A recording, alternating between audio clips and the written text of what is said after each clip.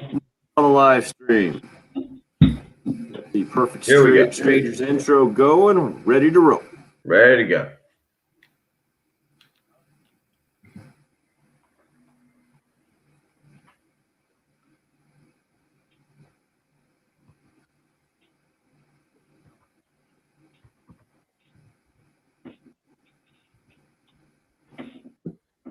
An interesting week for sure on the show as we kick off Thursday morning. Glad you're with us.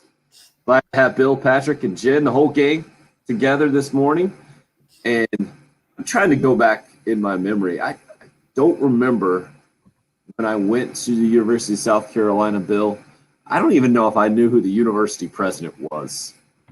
That's how much I was connected to the big-time politics. Patrick, when you were at USC, were you familiar that Harris Pastidios was running the place? So, yeah, vigorously now. They're all in there. Well, now Harris Pastidios is back in charge at USC. The news last night, Bob Haslam resigning, and the Board of Trustees, I guess, accepting resignation after some discussion, and I guess maybe originally had not done that. Off the heels of graduation, where there was a misspoken University of California clip that certainly made the rounds on social media.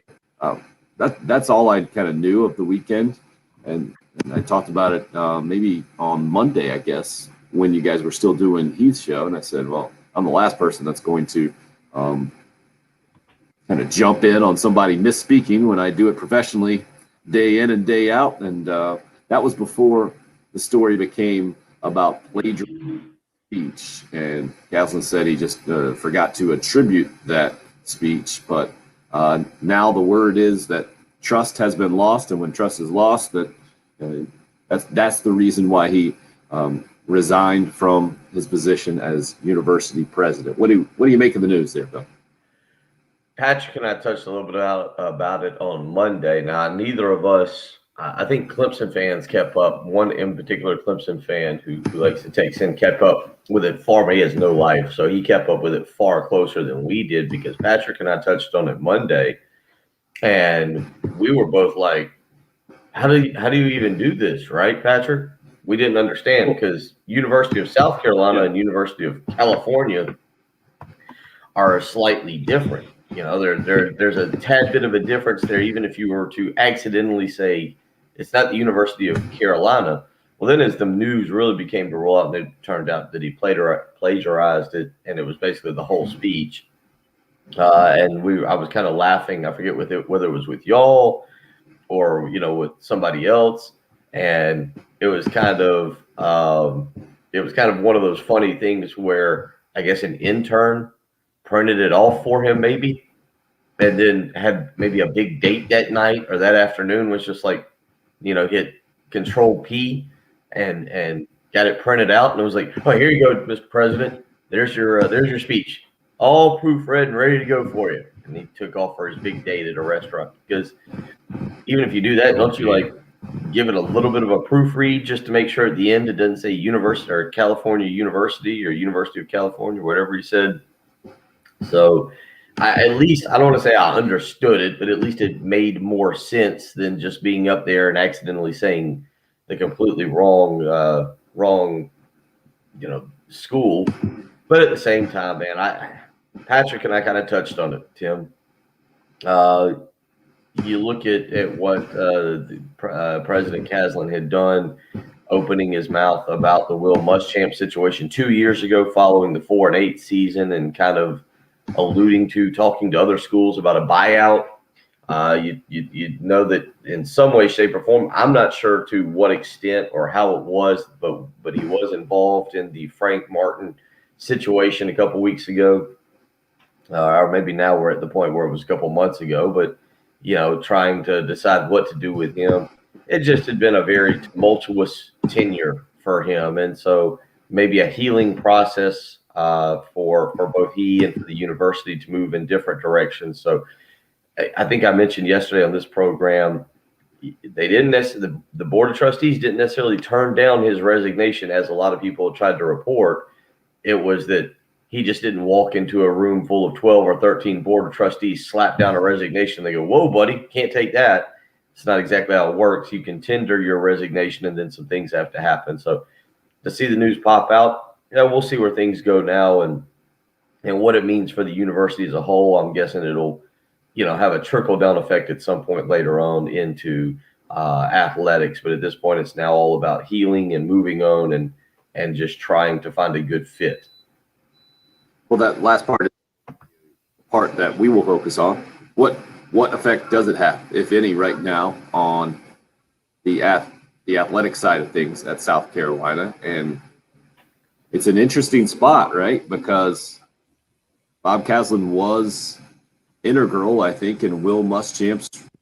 What game was it that he and Ray Tanner stayed on the sideline for 30, 45 minutes? I feel like it was. I thought it was Texas A&M. I thought it was the Texas A&M game. I don't feel like the LSU game was the one where we all said, "Man, this Muschamp guy's got to go." I think that was the one where we started to think, "Boy, yeah, 2 weeks to prepare." And TJ Finley, who's now in the transfer portal, made himself a case for the Heisman on that particular night.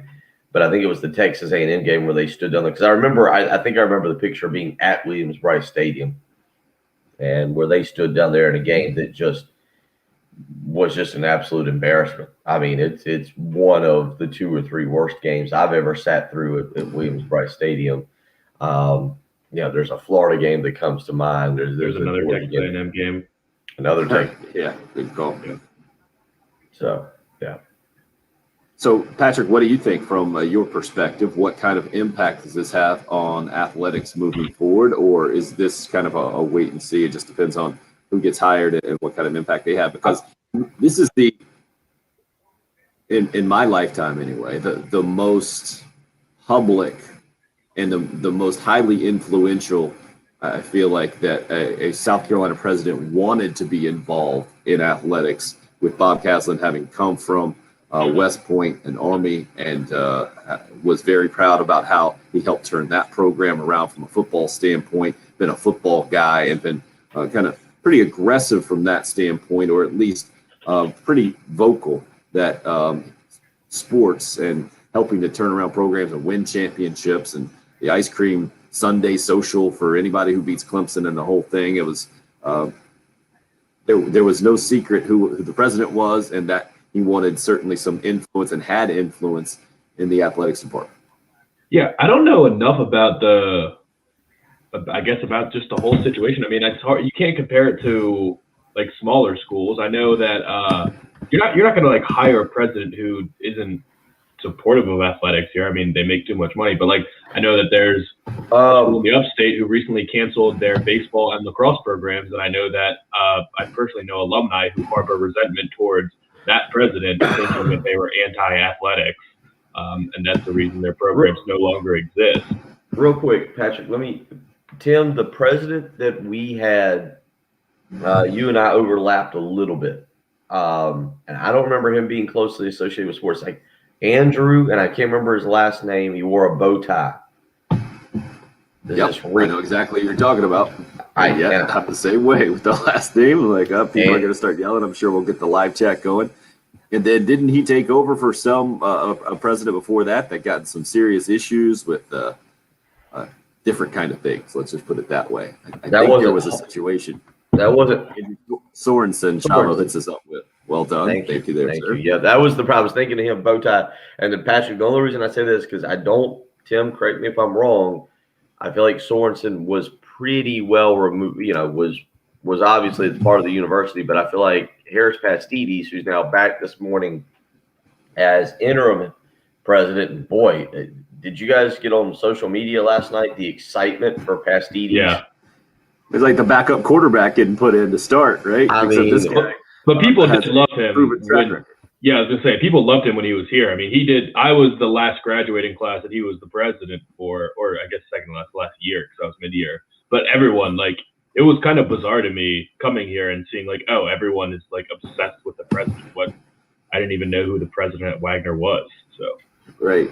Travis says our report's accurate that President Pastides is going to handle things as the interim. And yes, that is how it's going to happen now that Bob Caslen has resigned from his University of South Carolina president spot. Mentioned that trust has been broken. I guess I should read the exact statement that was sent in an email to university faculty, staff, and students yesterday.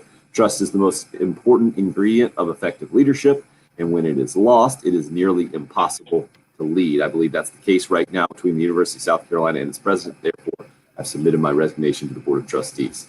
Correct. Now, real quick, Effective today. just going back to what I remember, I'm looking.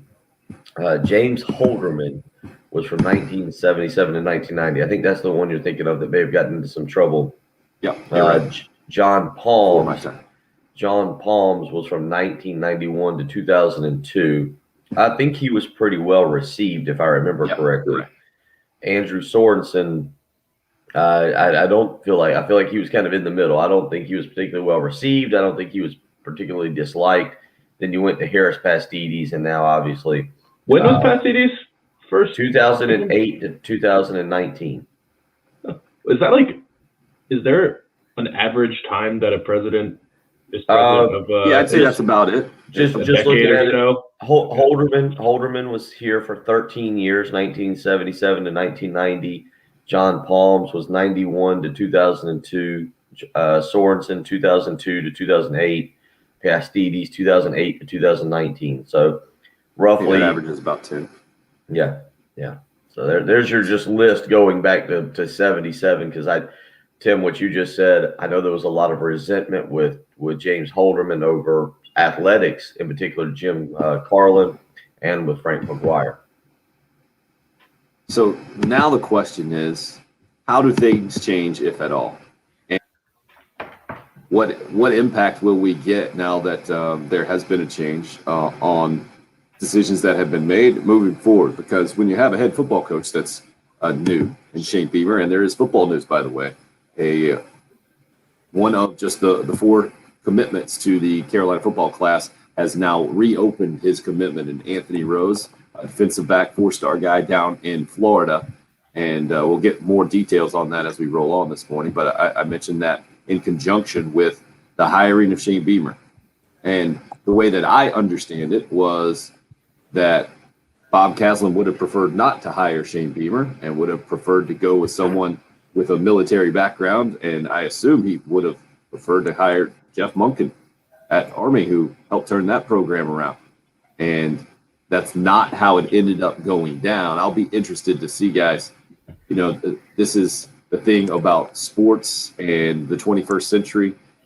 You can keep things bottled up for only so long, I feel like. And as we get further and further removed from something happening, I feel like we get more and more of the truth, or people are more and more comfortable letting getting closer to 100% of the story out there as opposed to the official version at the time. That will be interesting to keep an eye on. Obviously, the Frank Martin situation, Bob Caslen had influence on, like you mentioned a little earlier, Bill. So how that moves forward will be interesting as well. And I just feel like you mentioned it's a time of healing, Bill. I get that sentiment, but just feel like when a university president gets hired and there's an on-campus protest at the time, it's not a good start. And it felt like it was never quite a right fit at the University of South Carolina with Bob Caslen for multiple reasons. And now the tumultuous tenure is over, and Harris Pastides is back in the interim to kind of smooth things over, get things going in the right direction, help that process that you mentioned, Bill. And then the next person who comes in will have an interesting job to take over for sure, and comes into an interesting environment. It's not for us like Shane Beamer taking over for Will Muschamp in a program where fans were really up in arms and the whole thing. But I think it's kind of like a scaled down version of that, and will be interesting for me to see the approach the next president takes as far as how much publicly they are involved in sports, because I think Bob Caslen had about as public an involvement in sports that I've seen from the University of South Carolina president. Bill, what about you? Yeah, I mean, I never paid attention to it that much. Harris Pastides, you saw him around because South Carolina was winning, and I feel like what his role was to Support. help South Carolina take support. Exactly. It was I saw him, the image in my brain being a TV camera guys. Several times I had a camera on the sideline at Williams-Brice. He's right there on the sideline. I put the camera right there in the face. He's waving the towel doing sandstorm. Right. That's how I remember Harris Pastides. Bob Caslin wasn't a jump around, wave the bandana or the towel kind of guy. It's a much different feel. Let's start with this. In a lot of ways, like you said, it's healing because the nomination and acceptance of Caslin was really, really, as you mentioned, it was divided, very divided, and very controversial. In a way, similar to the hiring of Will Muschamp, which was nobody really, not 100% of the people jumped on board. I feel like in a way that this is part of it, and then Caslin, the way he kind of handled the 4-8 season, making some public comments. I mean, I guess that's what I say. Yeah, you typically will see the president down on the sideline. I remember even seeing Andrew Sorensen down on the sideline and kind of around, I think it was the very first spring game where Steve Spurrier kind of took over. He didn't seem comfortable down there. Andrew Sorensen didn't seem like a guy who was very invested in sports and didn't seem comfortable down there.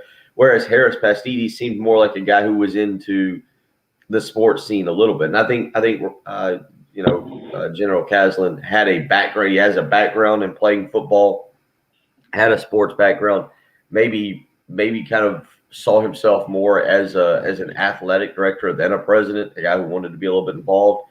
I think it was to me, his involvement was a little bit more over the top, had a little bit more influence than presidents I can remember. Not that I go around paying attention to other schools. I don't know how much influence the president at Auburn, had this year in trying to hire a head coach. Same for Tennessee. We've seen Tennessee go through some weird coaching searches. The one that ended up with Jeremy Pruitt, where they fired John Curry halfway through that for some issues. So but even then, I'm not 100% sure how much that was the president and just backlash from the local fan base or whatever. So to me, it did seem like the actual involvement and selection of coaches and what should be happening was maybe closer to the extreme with Robert Caslin than it was with I would guess 85% of presidents out there. Yeah, we talked about it as it pertained to the NFL draft. You got the power triangle in NFL organizations. You got the coach, you got the GM, and you got the owner. The college version of that is head football coach, athletic director, university president. And yeah, as you were speaking there, Bill, it reminded me of those conversations we were talking about where owners in the NFL, very high-profile guys, Jerry Jones, Daniel Snyder, kind of leading the way there, have had a bunch of influence as opposed to other owners who you might not even know their names, or it just seems like they are running their organization much differently. And we talked about David Tepper now, how he's coming to the Carolina Panthers and how he is operating with Scott Fitterer, their new GM, and Matt Rule, their coach. Interesting comments, by the way, from former Carolina Panthers Teddy Bridgewater about the Carolina Panthers. We'll get to those, get you more details about that decommitment now. A reopening of a commitment, or a reopening of recruiting, I should say, from a 4-star defensive back who was verbally committed to the Gamecocks. 803-404-6100 is the number into the program. We're off and rolling here. Bill, Thursday, you back on track? Feel like you got back in the rhythm at all? Felt good, man. I tell you what, had a busy day yesterday. Came home, fixed a little bit of trout last night. Baked some trout in the oven. Did a little bit of asparagus and sweet pepper, some quinoa.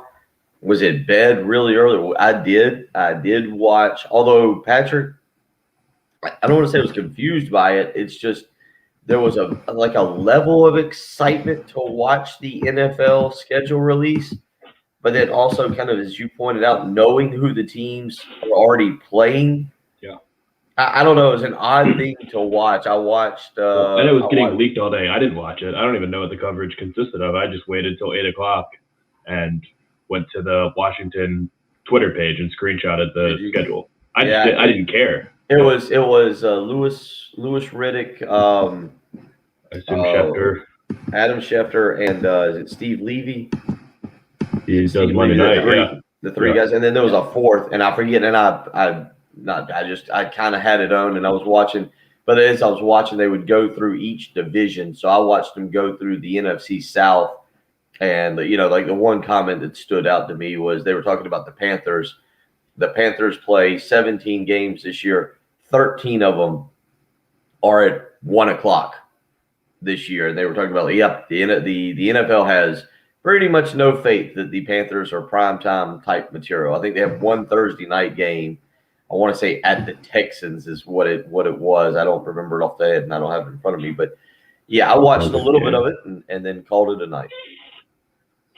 If you're more like us, I think I'm with you, Bill, about the hype that goes into the schedule release. You might want to check out the Colts social media. They put out a video with a couple of specialists.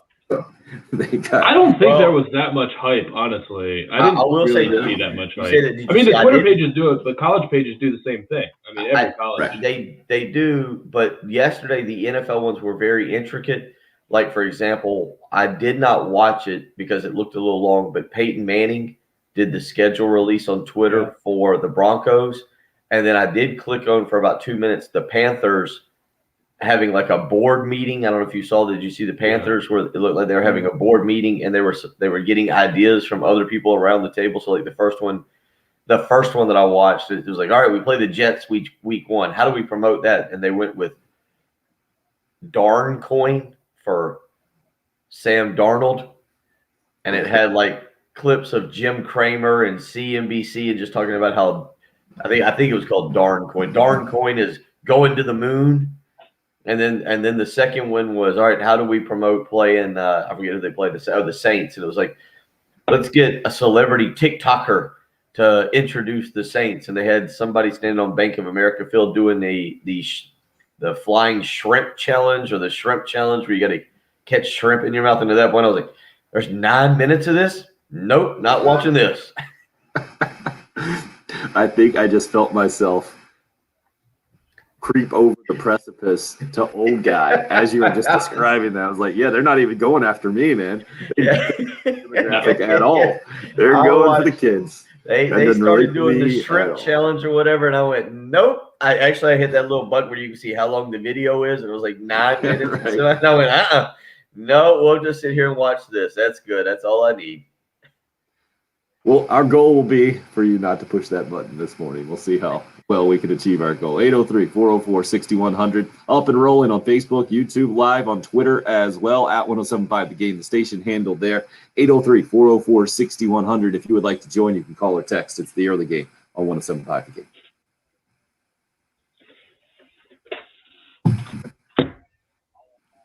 AAA.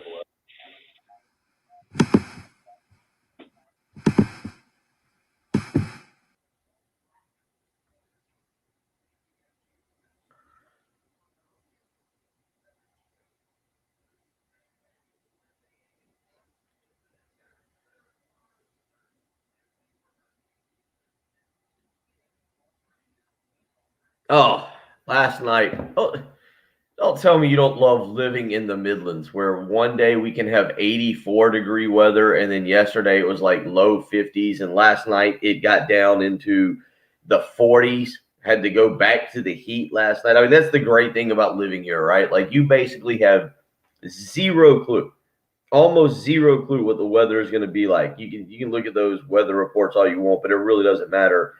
That's why you need to always make sure your heating and air unit work, because one day you're going to need your air conditioner. And then like last night, you may need the heat on. I had to actually cut the heat back on last night. And that's the thing about making sure your heating and air unit.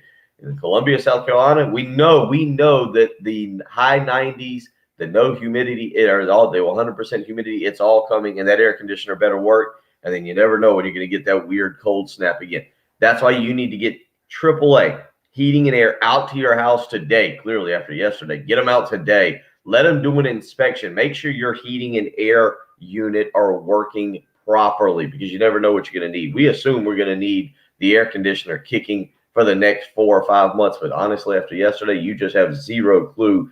Get AAA Heating and Air out there. Family-run company. Roy and Dana will make sure their team, their staff will take care of you. Billy came out and took care of me a few weeks ago. And let me tell you, you get worried about them finding something wrong, having to spend money.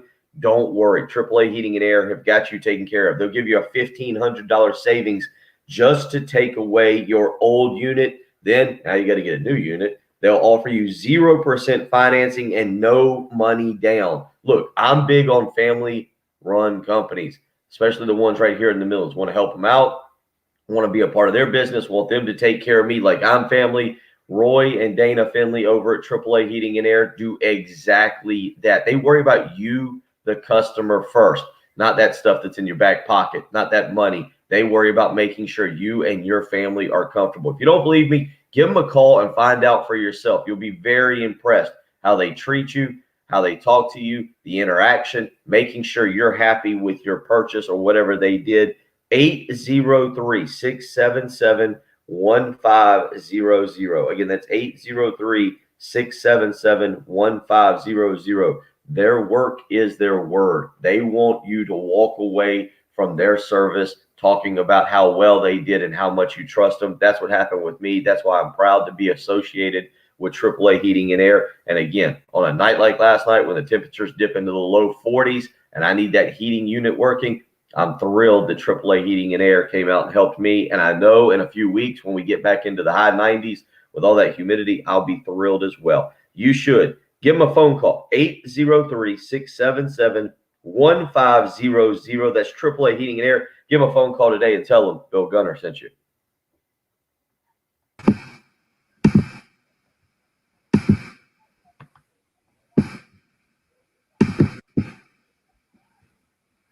I'm very unhappy with our schedule.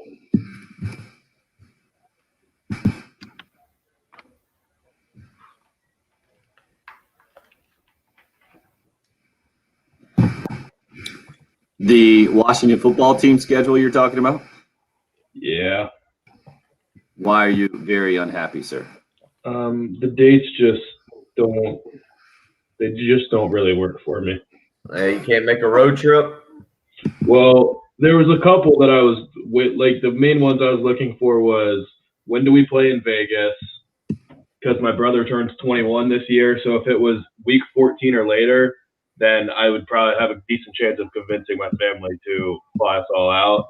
But it's 4 days before my brother turns 21. So that trip's not going to happen. Dallas, I still want to go to Dallas, but that's the day after Christmas. There's no way I'm just flying Dallas the day after Christmas. Yeah, just not ideal. Green Bay, I wanted to be a late season game, but that's in October. Not going to do that. Just the only thing I cared about was when the away trips are and if there's any potential for going to games. Doesn't look like it this year. I haven't been to an NFL game in like maybe 4 years, maybe more. I don't know if I've been to an NFL game since I've been in college. Bill, what about you? It's been a long time since I've been to an NFL game as well.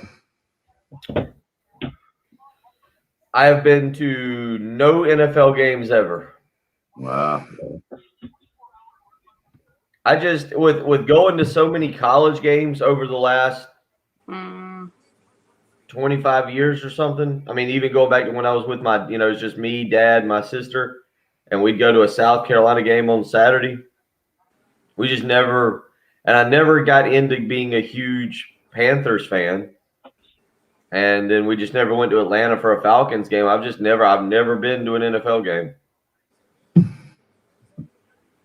Jen, what about you? When's the last one you went to? It was a Panthers game. It's been probably 5-6 years ago, but that's probably the most recent. Yeah, there's still something I think extra cool about college games. There's just the atmosphere is different, and if I had a choice, somebody said, "Okay, this weekend I've got 2 sets of tickets," I'd probably choose collegiate. I'd almost rather just tailgate a college game but go to an NFL game. Because it's comfortable to go to an NFL game. It's not usually comfortable to be in a college game. What does that mean exactly, sir? Well, Hold almost on, every let me college explain it. game. Let me Huh? explain it for you, Tim. Where you and I typically sit for a college game is comfortable. There's food. You got access to some beverages. Patrick, if I'm correct, you've probably never sat in a college game outside of something like a student section or hard bleachers or Yeah, you're on a bleacher seat crushed between people, and you got to Mhm. stand up the whole time. NFL, yeah. you can be in a cheap seat, but you're still going to have a stadium seat with arm and a cup holder. So Yeah, I remember the first the first NFL stadium I went to was when I went to the Outback Bowl in 2000, and I was just amazed at like how nice the seats were. Like, it's not Yeah. like going to Tennessee where you almost have to sit sideways with one cheek on the seat and one cheek off to be able to Yeah. to watch the game. So I understand what Patrick's saying there about being comfortable, but also, where I sit, it's different. Spoiled. Lucky because father has good tickets that now I have to purchase too. He went on a rant. He went on an old man rant yesterday about that. Uh-oh. Gonna Yeah. make you start paying? Well, I'd already pay. I pay for my two. I mean, I guess that would change things, but I just don't like going to games in general, honestly.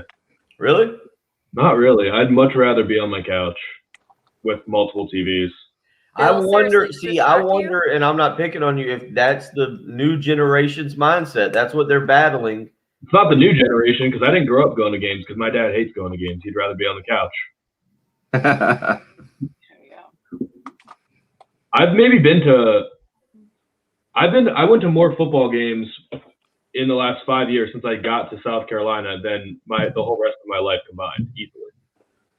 Well, and see, Craig makes a good point. That's why I haven't been to an NFL game, is because we do go do a big tailgate, and it's a long Saturday, and then I don't like the thought of getting up Sunday morning, driving up to Charlotte, doing it all again. Yeah. I mean, then I don't want to say my weekend's wasted, but I don't think I've been to 10 Redskins games. You don't think you've been to 10? I don't think so. I think that's why this summer I kind of want to plan a trip to go up to Fenway or to go out to Chicago to Wrigley. I want to pull a Heath Klein. Jen, did you see Heath? Do you guys just let people into Hinkle Fieldhouse? Is there no security up there? We're a very trusting bunch in the Midwest. I can see where Heath would get up there and easily talk his way into getting a picture of Hinkle inside Hinkle Fieldhouse. Yeah.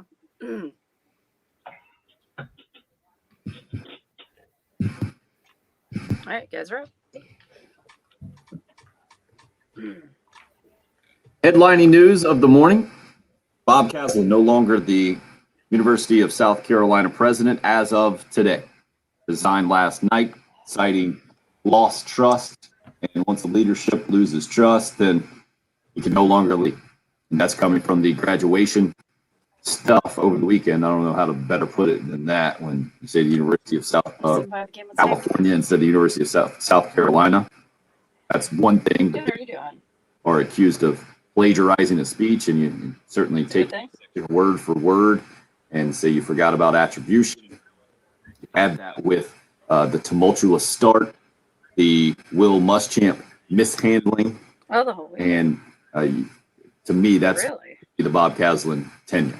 And now it's over. University of South Carolina, and former President Harris Pastides steps in an interim basis as a full-time Really? replacement. The search is on for that. I by the way, just tweet of the night goes to your buddy, Scott Eisberg.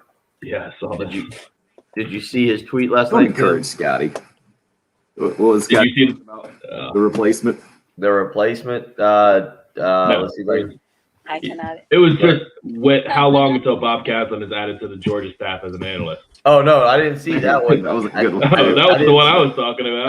I didn't see this. The one that he put out says, does South Carolina hire a search firm? Do they go Power 5 coordinator or someone with presidential experience?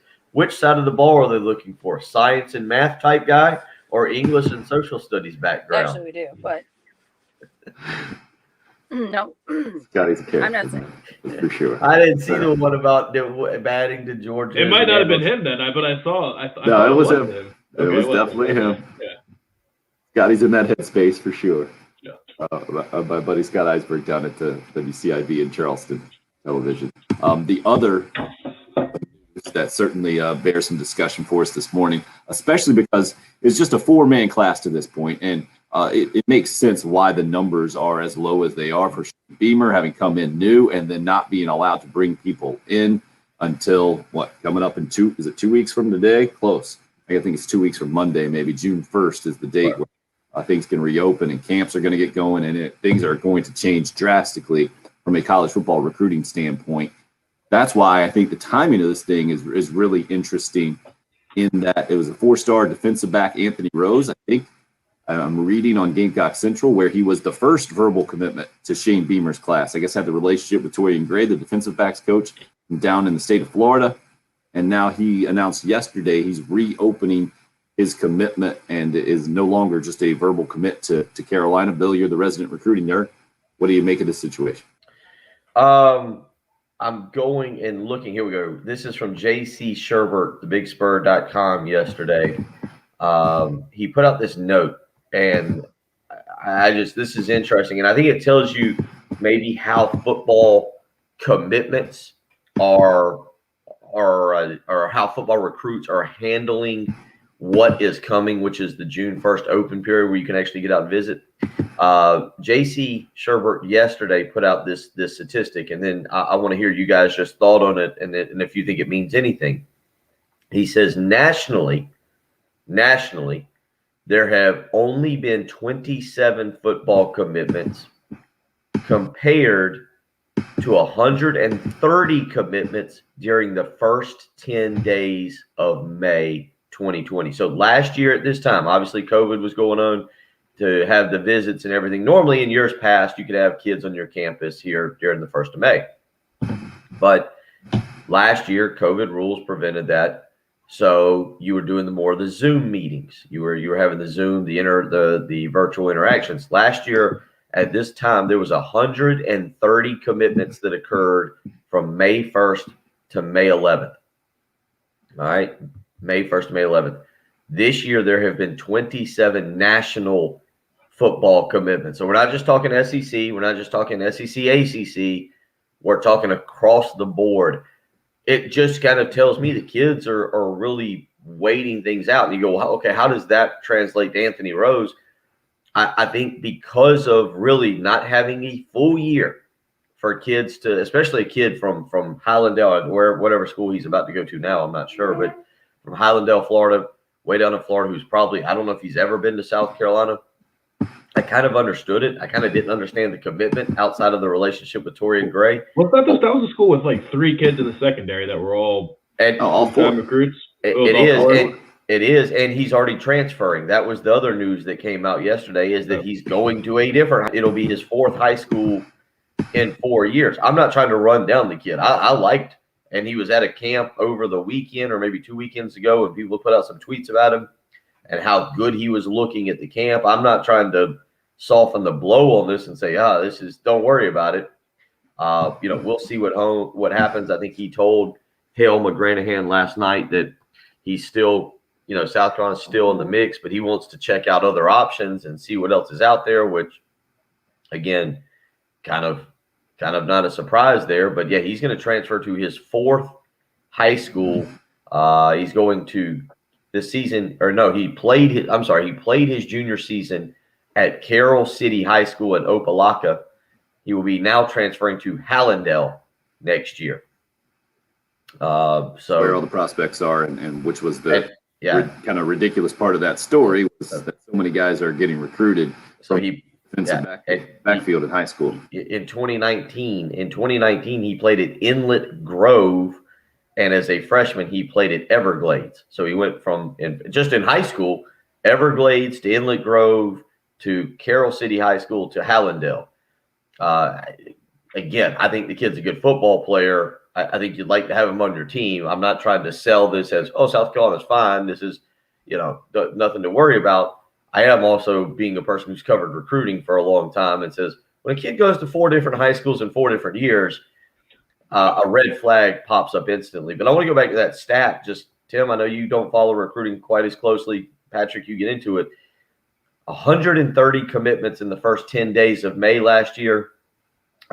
Just 20, I believe I said 27 is the number so far this year. 27 is still too many. I agree. And to me, this just makes sense with the calendar and the NCAA opening things up in June. I get that, but that doesn't explain to me the decommitment part of the deal, because even if you're verbally committed somewhere, you can still go on official visits, still check out places. Not if you're committed to Clemson. That is the exception. Maybe that's a policy that Shane Beamer and company are instituting, or kind of a philosophy that they're going along. I don't know, but we'll continue to keep tabs on that for sure. Give you more details as we roll on this morning. Also, when we come back, 2 things. Teddy Bridgewater, not great things to say about the Carolina Panthers in his first interview since leaving the team, and also one NCAA weird scene yesterday we need to discuss. That's next. It's the early game here on 107.5 The Game.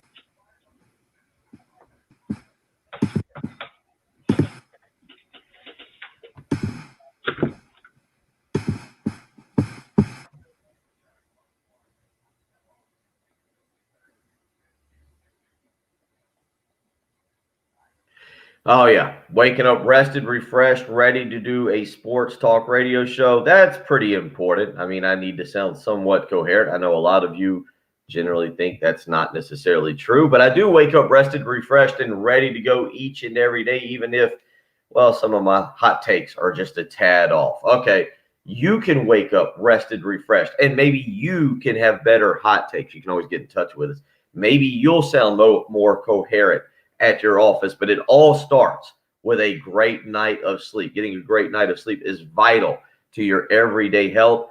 I've got a Sleep Number bed, put that Sleep Number setting on 45, and I'll wake up ready to go. You can do the same. Discover proven quality sleep during our Memorial Day sale. That's right, the Sleep Number Memorial Day sale. Save $1,000 on the Sleep Number 360 Special Edition Smart Bed. Exclusive offers available for military members only at a Sleep Number store. 2 to choose from, one in Irmo and Harbison Boulevard across from Buffalo Wild Wings, the other 2 Notch Road across from Sand Hills Mall. You can visit them on the web, sleepnumber.com. Again, the Memorial Day sale going on this month. Save $1,000 on the Sleep Number 360 Special Edition Smart Bed. Exclusive offers available for military members only at a Sleep Number store. And again, there's 2 of those to choose from. You can visit them on the web, sleepnumber.com. So don't wait around. Don't miss a great deal for you. Sleep Number. I get a fantastic night of sleep each and every night and wake up ready to go and attack the day, whether it's taking my daughter to cheerleading camp, whether it's taking my son to whatever sporting event. I'm ready to go because I got a great night of sleep. Do the same. Make the switch to Sleep Number today and find out what a great night of sleep is truly like.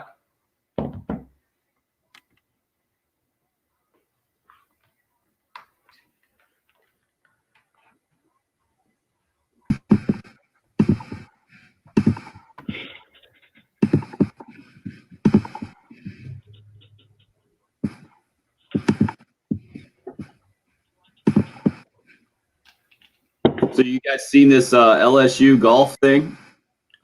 No, I saw that something in Baton Rouge got canceled, or It was a women's golf regional. I'll explain it to you on the air, but done a little digging. Can't quite. I think it's a relatively cut and dry deal. Interested in you guys' take on it. Yeah, Travis, I don't think that's true. I saw that Clemson will be his first visit, and then he's got a couple. But, I mean, his dad was also saying that he's planning to do more visits in the fall. Like, he's interested in a Stanford and something else visit, and then he wanted to do Notre Dame and Ohio State in the same trip, too. So, it's not 5. And he said he's already visited Ole Miss and Tennessee. So that's why it wasn't listed in that article. But Ole Miss and Tennessee are still being considered. They're open to anything. Dan or Robin, thanks for the heads up on that. Jen, Looks like at least one listener is having trouble with the audio stream.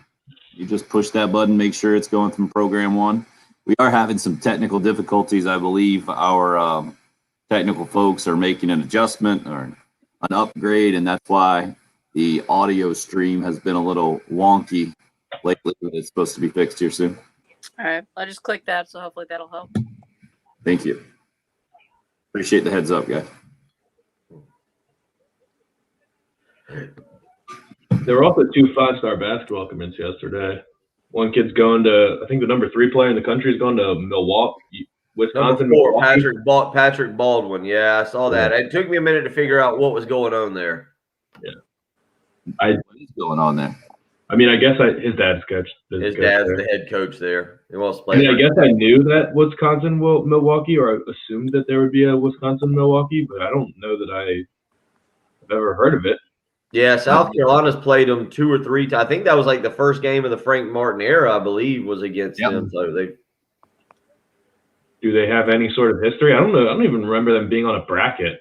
Do they? The last time they made it was under Rob Jeter in like 2014 or something. Because that's really the only way that I would have heard of a school like that is if they consistently make the tournament and I see them listed on the bracket. Yeah, he basically was doing this to help out his dad. Yeah. Like, hey, I'll come in and win you a few games next year. We should be able to win some games. You can keep your job for 3 or 4 more years. I'll be established in the NBA, and then you and mom can just travel around and watch me. Is that arguably an easier path for him to get to the NBA than going to like Duke? No, I mean he's good. He's gonna average 30 points a game. And maybe he won't be the number 1 pick, but he'll be a lottery pick. I think, hasn't the NBA draft proven that you don't have to do much in college to get drafted? Yeah. Well, yeah. Yeah, who's the one kid that quit at Duke this year? Right. I forget the guy's name. Jalen Johnson? Well, I felt like that was it. I'm saying they were better off for it. That was the other 5-star. The other 5-star is a more interesting story. Ty. Who? Ty. Okay, then there was a third 5-star on Tuesday. Kentucky got a kid named Ty yesterday. All right. Well, the first 5-star this week that committed is more interesting. Oh. I was thinking about Jalen Johnson when you were talking about the 4 schools in 4 years because he did the exact same thing. Did he? He went to like 5 different schools, high schools, yeah.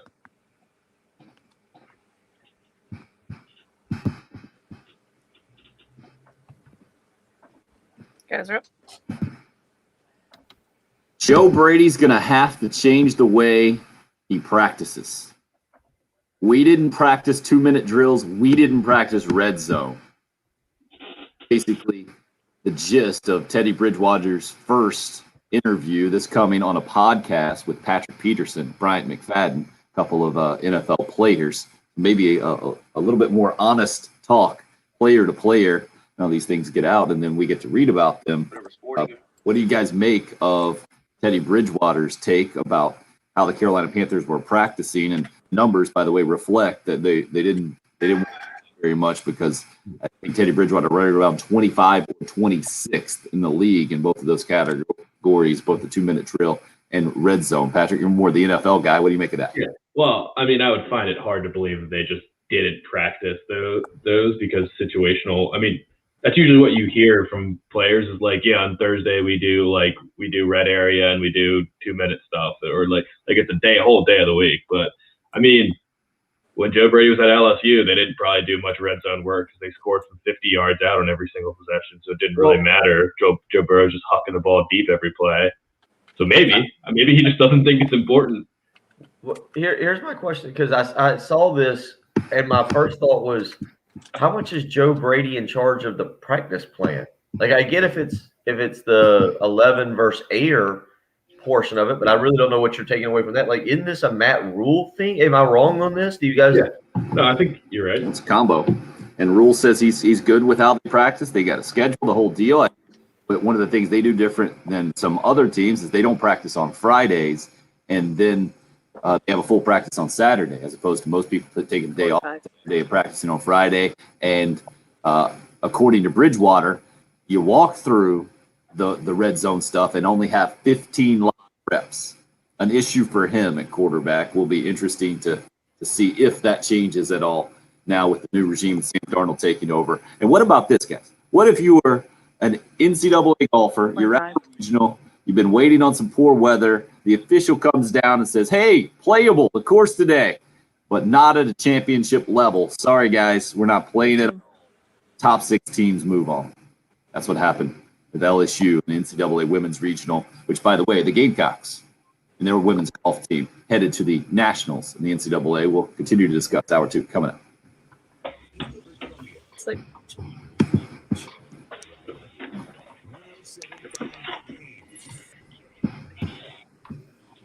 Playable, but not at a championship level. I just want to see if you actually paid. I just want to see if you actually paid. You said sleep? Yeah. Don't do that. You confused me. I was like, I just read sleep number. What do you mean sleep? I'd have a little fun every so often. Did you guys see what Bryson DeChambeau did last weekend? Flew home. Yeah. Got off the plane, realized he was going to make the cut, like turned around, got back on a plane. Bought himself a PJ on Friday night, and then just turned right around when he got back to Dallas. No, I think 2:45 in the morning is when he left. Oh, on Saturday. Yeah. Well, I saw he shot 3. He shot 3 under, but he bogeyed 18. So it was 4 under, but he bogeyed 18 on Friday. He's like, I'll show you guys. Let's just leave. No, I thought he bogeyed 18 I thought he did that Saturday coming off of his flight. Yeah. He thought he missed the cut. Right, but because the way I read the story was it was so impressive that he flew back and obviously got it, just basically went straight to the course or whatever. Yeah. It was 4 under, but bogeyed 18 for a 3 under 68 or whatever. Maybe he'd be better if he just did that and didn't think.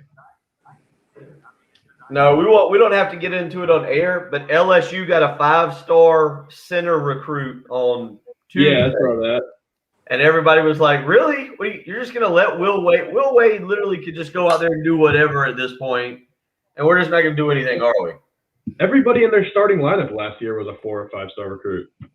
This is nothing new. Yeah. I mean, Shannon Wofford was a top, 10, at least 10 overall recruit. Play the Ravens. We look forward to the challenge of playing LA. Look forward to the challenge of playing the Eagles. Look forward to the challenge of playing the Buffalo Bills. I do look forward to the challenge of playing. Look forward to the challenge of playing the Titans. Look forward to the challenge of. It's like Bill just had a gremlin pop on there. Yeah, no, and I don't think it was a 3 a.m. red eye. I think it was his own plane there, Craig. Or he had a deal with Wheels Up or somebody. Who was it? NetJet, I think. Yeah, those guys don't fly commercial. Come on, man. Sorry, Jen, I had you muted there. I was trying to figure out. Oh, what were you saying? No, I was just saying what? I'm so surprised they don't fly a commercial. So I'm curious, what happens in Green? I was thinking earlier about Green Bay and Blake Bortles that they bring them on. Does that? Yeah. Are they trying to protect themselves because now they think Rodgers really is leaving? I didn't even see that. Yeah, they signed Bortles yesterday. Wow. I mean, are they just trying to tick off all of their fans? Right. Well, yeah, I don't know. I I think Bortles is like a emergency backup, I guess. Right. If Rodgers leaves and they have to start Jordan Love if Rodgers doesn't play. How do you start a dude you didn't even dress last year? They were talking about that last night when they were going over the Packers schedule. They were saying like, hey, you got to let this guy go and just find out what you got. Yeah. I mean, our coaching staff in Washington didn't draft Dwayne Haskins, didn't want Dwayne Haskins, but when you spent a 15th overall pick on the kid, they were like, we have to start him. Like, it's really not an option. It's just how it works. So don't do what that coaching staff did. Right. Option is say, hey, we were stupid. Aaron Rodgers, please come back and win us games. Well, yeah, obviously. But if Aaron Rodgers just says, I'm retiring. Well, Which here he's was, not. here was the interesting thing that they were talking about last night. I think it was Louis Riddick was like, look, he's good friends with his teammates. His teammates aren't the problem. No. I don't know how much truth there is to this, but they said he and Matt LaFleur seem to have developed a respect and a chemistry together, and at the end of the year they're doing really good. I don't know if I necessarily agree with this, but they said with the addition of Amari Rodgers, they've got offensive weapons. Obviously they didn't, but they said his problem isn't with his teammates, his coach, or the system. Who's saying this? Louis Riddick was last night on the Louis Riddick was saying because they drafted Amari Rodgers in the 4th round, they're set now. He said obviously it's not a first round pick. He said, but that gives him a talented wide receiver to use. And he said they've got offensive weapons. But then he came back. He said his issue is with the front office. And it was like, does he stick it to the front office, or does he hang out with a coach that he kind of likes, that with a team that he likes, and with a system that he seems okay with? Because they have I think it was 4 primetime games plus the Christmas Day game. Is that right? Or they were right there at the max of primetime games. Week two, they've got the Monday night game against the Lions. Look, Patrick, when you're talking about frontline guys, they have the best receiver in the league, and then Aaron Jones was a really good running back last year. I think that's what Riddick's saying, and then you add in at least a piece, a guy who's going to play. It's not like they're hanging him out to dry. And yeah, but Tom Brady's number 3 receiver is Antonio Brown, who is arguably the best receiver in football. Yeah, different level, no doubt. Well, you had to watch again, I was watching when they got to Tom Brady. It was Steve Levy's like, never in the history of football has all 22 starters been back, or like this is crazy. It kind of goes on about 5 minutes talking about it. So then Louis Riddick talks, and then they get down to Adam Schefter, and Adam Schefter's like, I don't think this has ever happened with 22 guys coming back. This is great. So we're not the only ones that will sometimes not hear each other. Not listen to I watched a little bit of it because they talked about the Panthers. And We're in the open. Really? No, Wow. I'm just Zipping by this morning. all 3 breaks.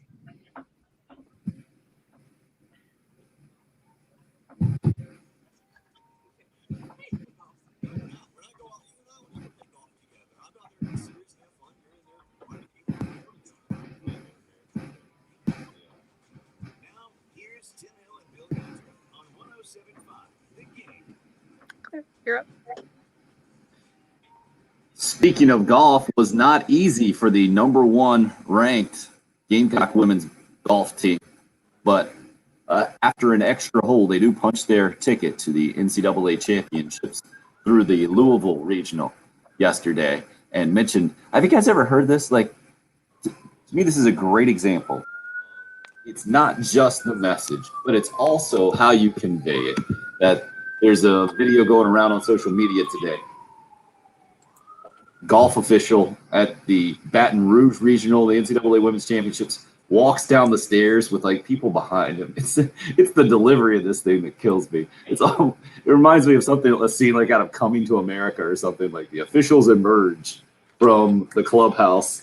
All the players are down the steps, right? And someone, I think it was a golfer from Miami, smart enough to go, all right, let's video this. Let's see what we got here. And the guy who does seem like he's just in a bad spot and he doesn't want to be the messenger here. He's like, heart-wrenching decision. The course is playable, but it's not playable at a championship level. I've never been a part of something like this, but top 6 seeds are going to move on and we can't play. And then you hear like the reaction from the players, like, what are you talking about? And it's like the guy just sees the reaction of multiple people in front of him, and it's either not going as he planned or it's going exactly as he planned, exactly as poorly as he knew it would. He's like slump shoulders, turn around, and then like head back to the clubhouse without any explanation or handling it any further. It's like, all right, that was it. I did it. Let's keep pulling off the Band-Aid, and now let's retreat back to the weirdest thing ever. I would rather hear, hey guys, sorry, we really wanted you to play, can't do it. We just absolutely can't do it. It will crush the golf course. It stinks for you, but this is the deal. And I think that's basically what he was trying to say. But when you say, hey, the course is playable, but it's not playable at a championship level, that ain't going to please anybody. Unfortunately, what does that mean, Jen? You played golf. Tim and I played golf. Patrick's been on a golf course and swung a golf club. It means that there's grass on the course and there are holes. So theoretically, you could play it. Well, in the golf course's defense, there was 7 inches of rain over the last few days, and there's still standing water on the course. Now, it's not on the green or whatever. But that's how to me, this is not being brutally honest enough with players, right? Hey, you guys could play out there right now, but it's going to cost us a ton of money, and we made the decision that it's not worth it for us. Well, and I'm sorry, but you got to live with it. This is where I disagree with you. You're playing in an NCAA tournament regional. I mean, as a course, if you're going to accept an NCAA tournament regional, you have to be prepared for something like that. Now, if you want to say, hey, because there's standing water and a lot of the rules are going to have to kind of be changed, we're going to have to give you a lot of free relief. That's the way it is. I hope you're not using – I hope they were not using the excuse of like, hey, like we went and played in a golf tournament one time where I think Tim and I were looking out the window going, probably shouldn't play this because if carts go over this course, then the course is going to be left as basically a dirt track and not a golf course anymore. And like that was a little bit different. We knew we were going to tear the course up, but it was for a small golf tournament Tim and I were in. This situation, you're playing for the right to go to, what is it? I saw the women advanced, South Coast Women Advanced. You're playing for the right to go to the super regional, I believe is how they do it. It's no super regionals in golf. Just go straight to the national regional round and then a championship. Okay. So you're playing for the right to go to it. I hate to say it, the condition of the course when you're finished with it, hey, that's part of the territory of hosting one of these things. I would assume this was called off because you're like, hey, look, there's standing puddles. The rules are going to have to be bent a little bit. I'm not 100% sure how your putts are going to go on the green. That's the way I would view it instead of, hey, when we get done with this thing, they may have to completely resod the entire course because, you guys just absolutely demolished it. Of course, they're not using carts or anything. I mean, I Well, know that there's too, still right? swings and, Yeah. so it makes a difference. This was a money move, and they didn't want to admit it. And it was going to be really difficult to swallow no matter what. This is where I think you got to be as honest and transparent as possible. Let me ask you not championship. What does that mean? Right? I mean, they didn't explain. They didn't explain it to but not at a championship level. Let me ask you, who made the decision? Because I saw this article and I didn't even bother clicking on it. Who made the decision? Was it like the head pro at the golf course? Was it a director of the regional? Like who got trotted out there to make this announcement and run the risk of a tomato being thrown at him? Oh, this poor guy. I don't know. I think the NCAA kind of puts someone in charge.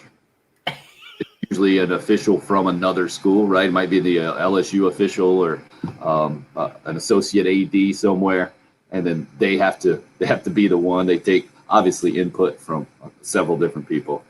Just brutal for the players who are just left there hanging to dry as the committee turns around and goes back in. They're like, what just happened? Some of them, yeah, your career, your competitive golf career for some of those female golfers just ended.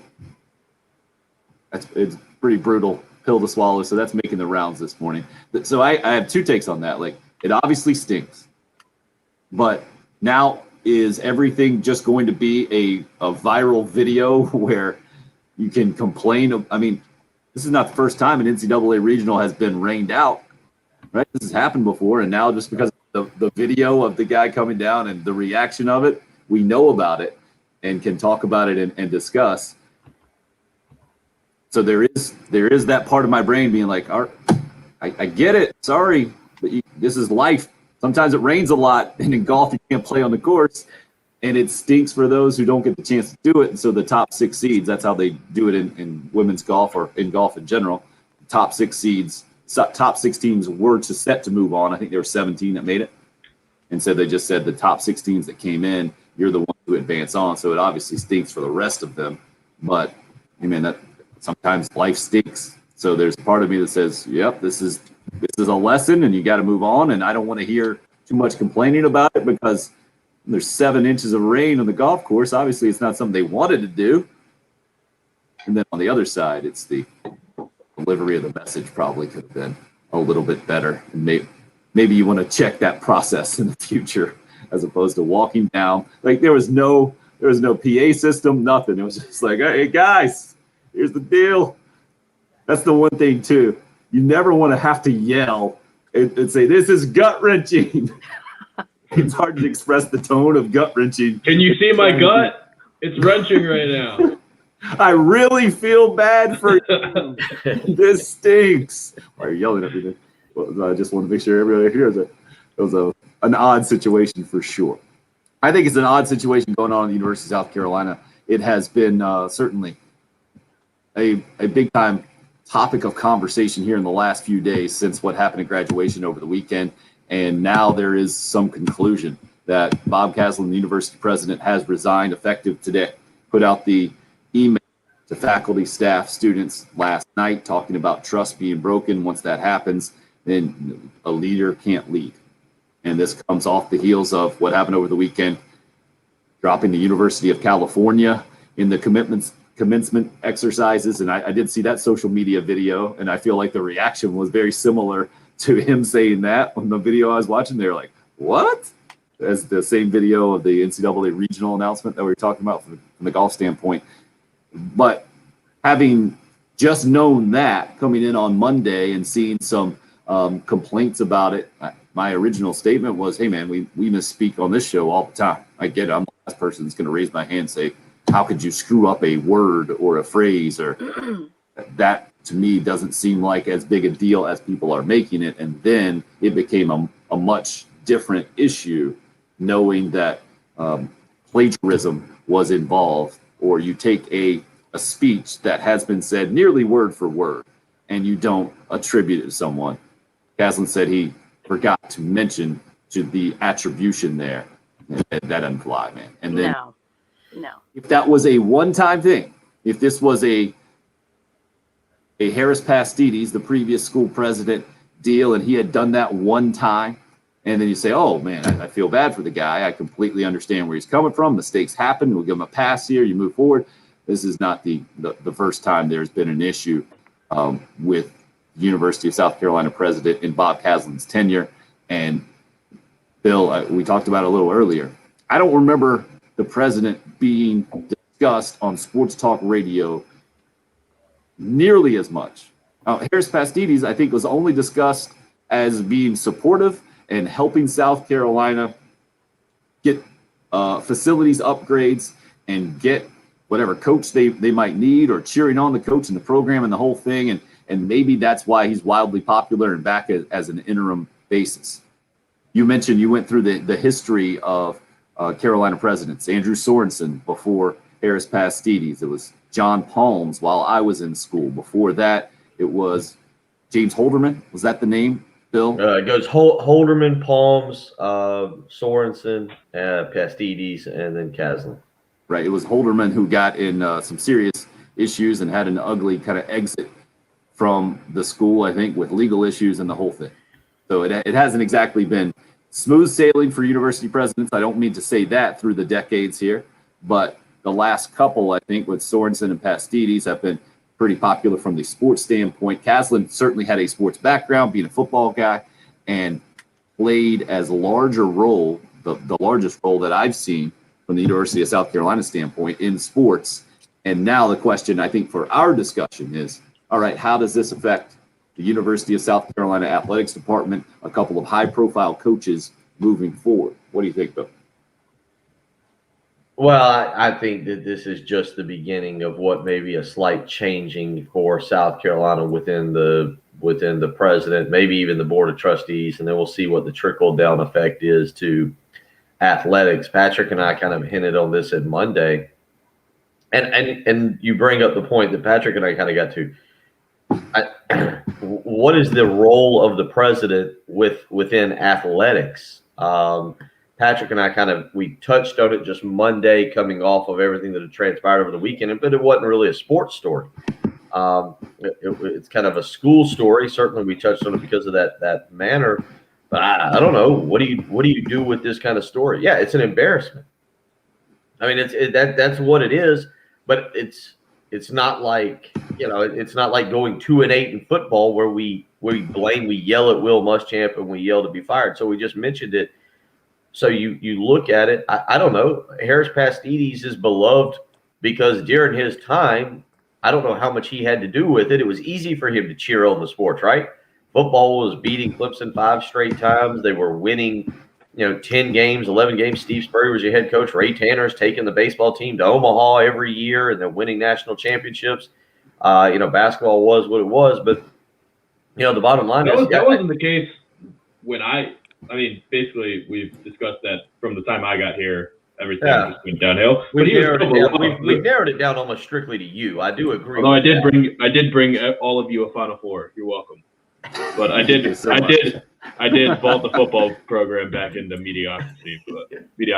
But he was still beloved, so it wasn't like just because the sports were going well. Pastides' thing was just like you would always see him around. Like I'd be walking around campus and he's out there talking to people. His wife was really involved. Like they're handing out snacks by the library for people and stuff. And I saw him at the Ole Miss game. He's in a tent on the Grove with George Rogers and Archie Manning's in there. And you just walk by and say, "Hey, President Pastides," and he's like, "Hey, have you ever met George Rogers before?" Like that's when he introduced me to George Rogers, and I was like, what a guy! Like just such a nice guy, always out there, super friendly, will talk to anybody. Like he was just like it was impossible to not like Pastides.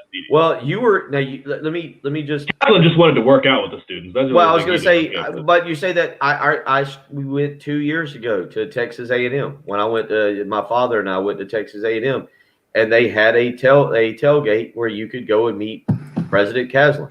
You could stop by, and he seemed the interaction wasn't more than 3 or 4 minutes, but I didn't bother. I didn't dare tell him who I was. Hey, I do a radio show. It's just like, hey, nice to meet you. You met him and you didn't tell him your name, or you just didn't? I just said Bill Gunner. I said Bill Gunner. Yeah, I wasn't going to go into like, hey. But now, do you do that to people? I'm Bill Gunner. I do a radio show. Nice to meet you. Yeah, I have a feeling that's the first thing. Depends on how she looks. Yeah. Oh, brother. Wow. No, I'm just kidding. Smart But no, I typically don't try to do that. Unless you just annoy me to the point with like, man, you watch those sports, man? That Michael Jordan who plays for the Reds, really good basketball player, huh? And you're like, yeah, all right, but like for example, what was it?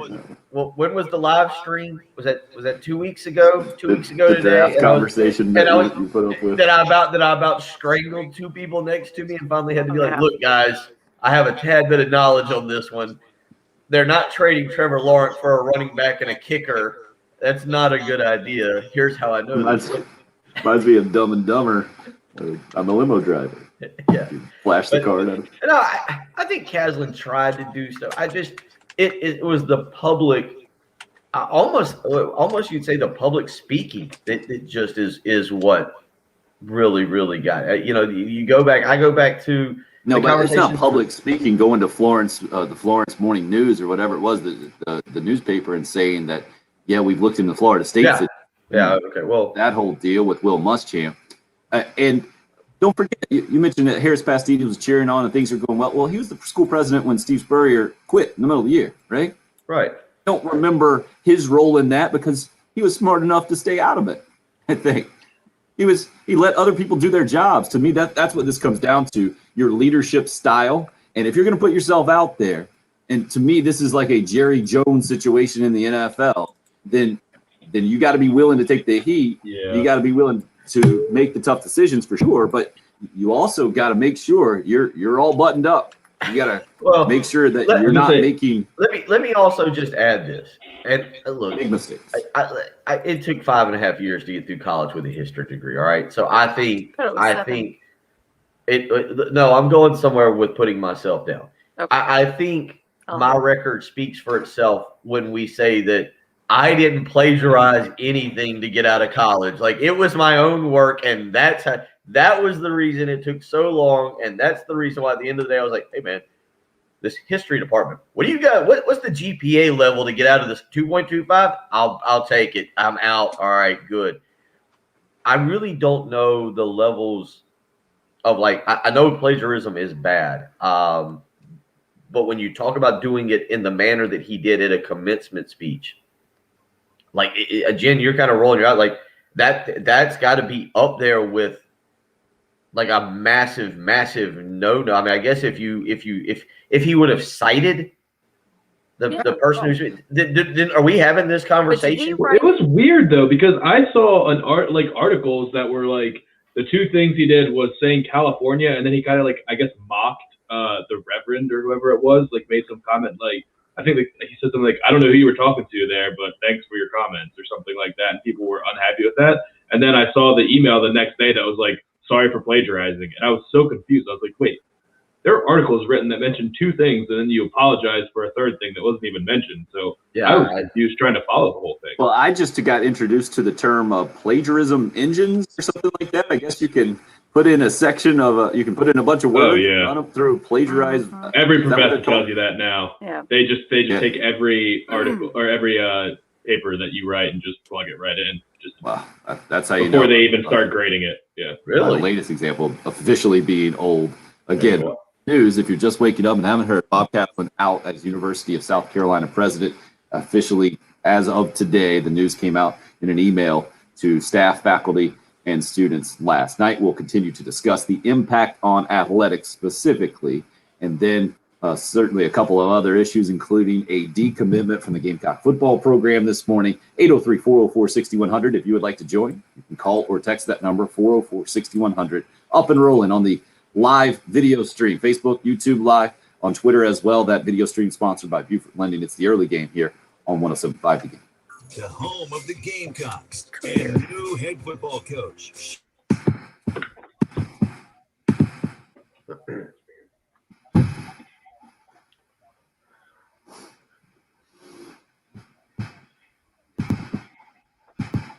I think we all like winning awards. Next break. Yeah, which is showing us how far behind we are here. But we do like winning awards. There's no doubt about it, though. You had me hooked. Good start. We do all three in the 7 o'clock hour. But I mean, we went like the typical time we would do what we've been doing. We did. That's what threw me off, because I thought I saw the all three, but then when I looked down at the clock and we were at 7:22, I was like, oh, okay. Now that doesn't mean we can just combine them and have 2 7-minute breaks. Whatever. That's pretty good, Chris. Haslam's going to head over to Auburn. Yeah. That's why he did it on purpose. He wanted to get out. Where are my slippers?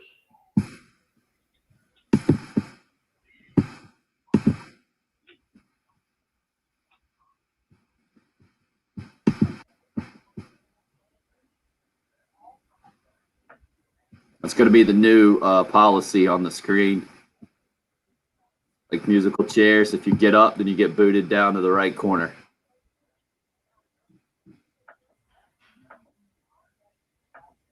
Guys, thanks for hopping on the video stream with us this morning.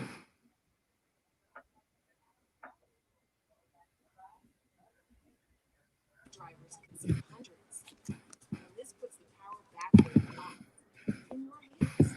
It's also easy to cut balance. The app walks you through each step so you know exactly. All right, we got a director of golf emailing me right now. Oh, What does that mean? Beautiful. A director of golf for what? The Patriot Golf Club at Grand Harbor. Really? What's that? What's Grand Harbor?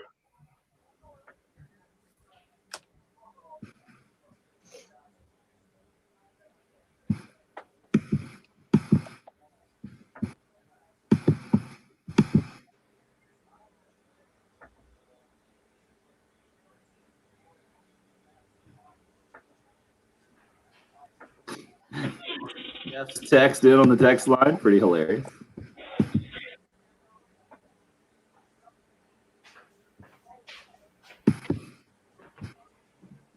Oh, wow.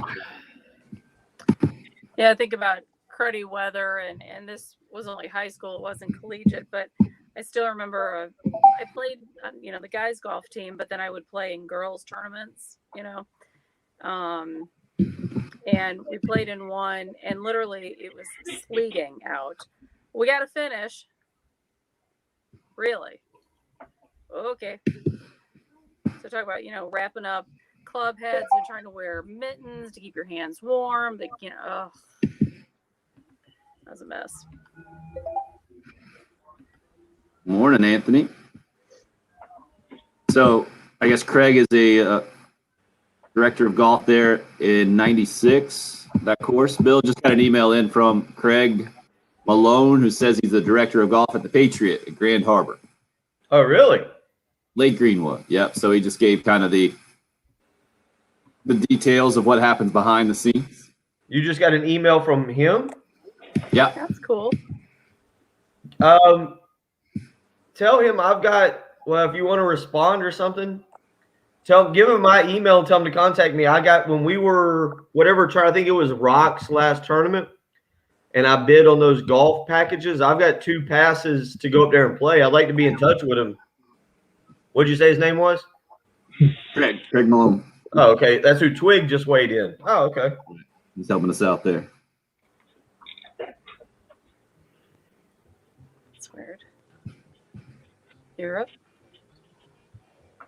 Anthony Rose, 4-star defensive back out of the state of Florida, no longer one of the 4 commitments for Shane Beamer and Gamecock football.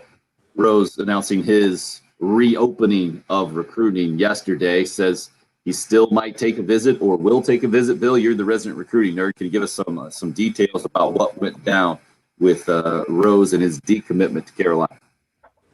No, not really. I mean, he just says he wants to open it back up. I think the only thing I'm just surprised about is the timing. You commit kind of early there, kind of understandable why you committed because of his relationship with Torian Gray. To the best of my knowledge, he never visited South Carolina ever. Maybe he came up here for a 7-on-7 with a team, with a high school team or his 7-on-7 team, but I don't know if he's ever actually been on campus. And then I think it was February 23rd was the date that he committed. So, almost 3 months later, he decommits. I don't know if he just wanted to see what other options were out there. I know that he had performed very well in a camp setting recently down there, kind of in the Miami area. Maybe somebody got to him and said, hey, you could end up with bigger offers. I don't know. I personally, guys, with Shane Beamer and this staff and kind of the lack of knowledge that recruits have, we still really don't know what Marcus Satterfield's selling on offense, right? Clayton White at least has film from Western Kentucky that you can watch and go, okay, I have an idea of the scheme he's going to run. Like Clayton White can kind of at least show you a video if you're a recruit on Zoom or something to go, hey, you're going to play linebacker here. Here's what I do with my linebackers. You're going to play, nickel back here. Here's what we like to do with these guys. There's some videos there, and that's what Anthony Rose might have seen. But I think for recruiting as a whole for South Carolina right now, you're going to try and convince kids starting June 1st, hey, here's our facilities. Here's where you can come and get yourself ready for the NFL and play at a great college, experience, have this university to play for. But, a lot of kids want to see production on the field. Clemson's become one of the easiest places to recruit to for wide receivers. because of what the wide receivers have done, because of what, the quarterback, same position, what quarterbacks have done. So it becomes a lot easier. Right now, you don't have any examples for Shane Beamer to really sell on the recruiting trail. So I think to an extent that's part of this, is that maybe Anthony Rose wants to see a little bit more. Maybe he thinks he's going to get better offers. There wasn't really a great explanation for what for the reason for the commitment initially, aside from Torian Gray, and then from the decommit, because nothing really changed. It's not like South Carolina lost a game, or a coach left, or something happened.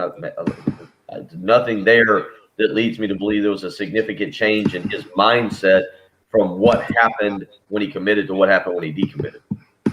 Yeah, earlier in the show you mentioned, and I think this was coming from J.C. Sherbert with the Big Spur, about the commitments at this time this year as opposed to last year being just in the 20s here in May, the first part of May in 2021, as opposed to more than 125, 130 last year. Well, things are about to open up is the easy explanation for that. June 1st can have official visits. These camps are going to start cranking up. I think we're going to see college football recruiting at a warp speed level that we've never seen it before because of those things. And it especially is important to a new staff that's trying to sell some new facilities like South Carolina is. Interesting timing on this thing is really my big takeaway from a decommitment. 4-star defensive back Anthony Rose down in the state of South Carolina, who will be on his 4th high school in 4 years, just as a note there in his background.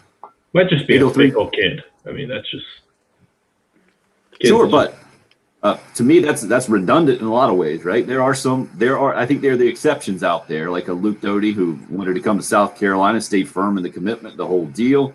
I feel like the more information we get here in the 21st century with social media and the whole thing, you see guys make a decision that, well, maybe they feel like they did it too early. And I don't blame any kid right now for wanting to be reassured in this process and actually go and be on campus and go through that process and the whole thing.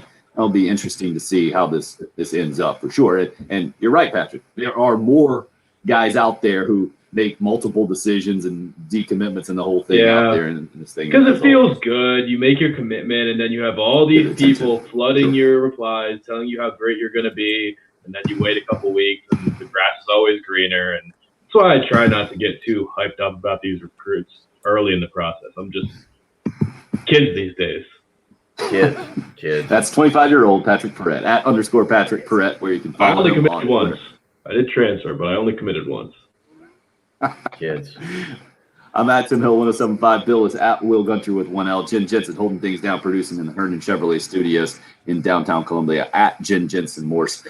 NCAA regional women's golf, not usually a hot topic of conversation, but there's a social media video out there that has an official canceling basically the entire regional while there's sun shining, and it looks like they're ready to go play. And got a few more details on how that might have worked behind the scenes. We'll do that as we kick off the second half of the show. Also, some interesting comments out there from Teddy Bridgewater about the Carolina Panthers. And, of course, the University of South Carolina with a vacancy now as president, as Bob Caslin resigned. And that will continue to drive our discussion, today being the first official day that the post-Bob Caslin era begins for the University of South Carolina as president. It's the early game here on 107.5 The Game. This is South Carolina head women's basketball coach Dawn Staley, and you're listening to the home of the Gamecocks, WMKT FM, Eastover, Columbia, 107.5 The Game.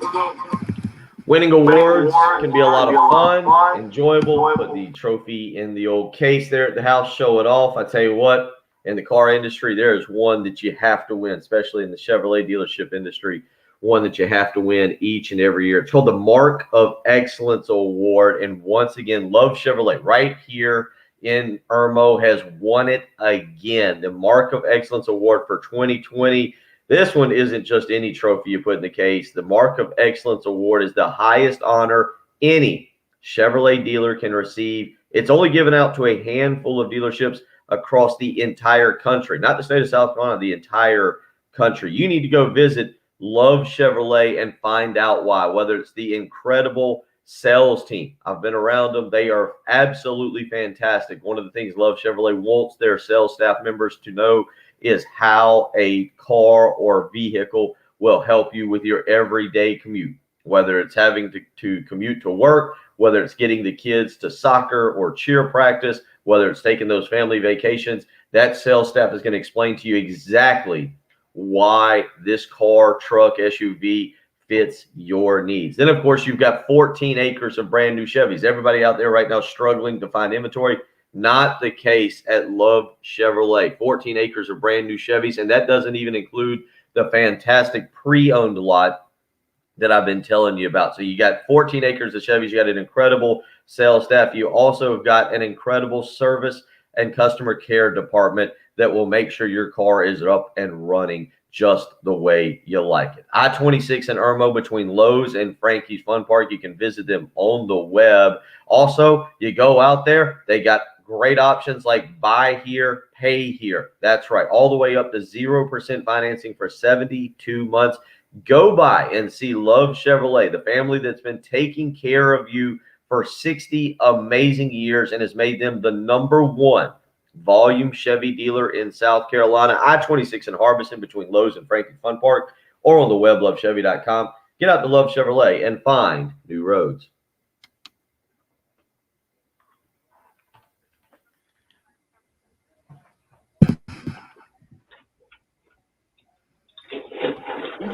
You doing Cheez-Its right now? 77.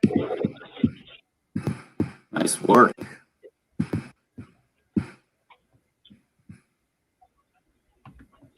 Who is the 4-star wide receiver South Carolina got? Hey, Sean. Sorry we didn't get you on right there. You still on hold? If you are, we'll try to sneak you in when we come right back. If that's the same Trey as the text line, I don't think it is. Is it? I don't think so. He was the one that was on the draft with us. Yeah, I know. But whoever's Trey texted him, we got to call him out because it's blatant plagiarism. Oh, You can't plagiarize a joke on the text line. You can't make a joke that's already been made and mentioned and then try to be the funny guy. It's true. But he could have also had the exact same thought. There's that. You're not buying it? Not buying parallel thought in this case. He actually said it exactly. I went back and read Scott's tweet. I said it wrong. And he wrote it exactly how I said it. So he copied Scott's thought in my words.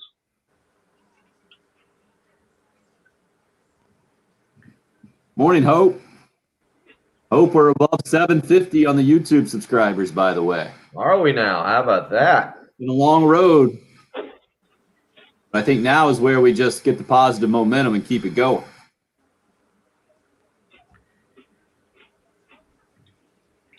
Long road to go.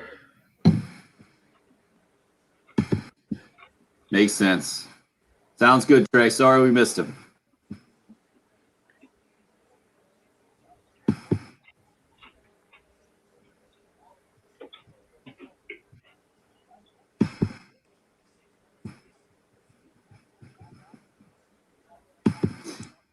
Man. It's just not funny. Sorry. Sorry. I appreciate your high bar for humor, Patrick. I mean, it's the 500th time that joke's been made.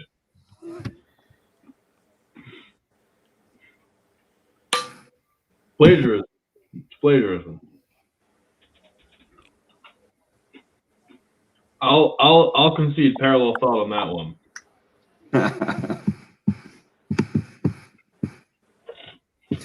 Jen, I just got another message about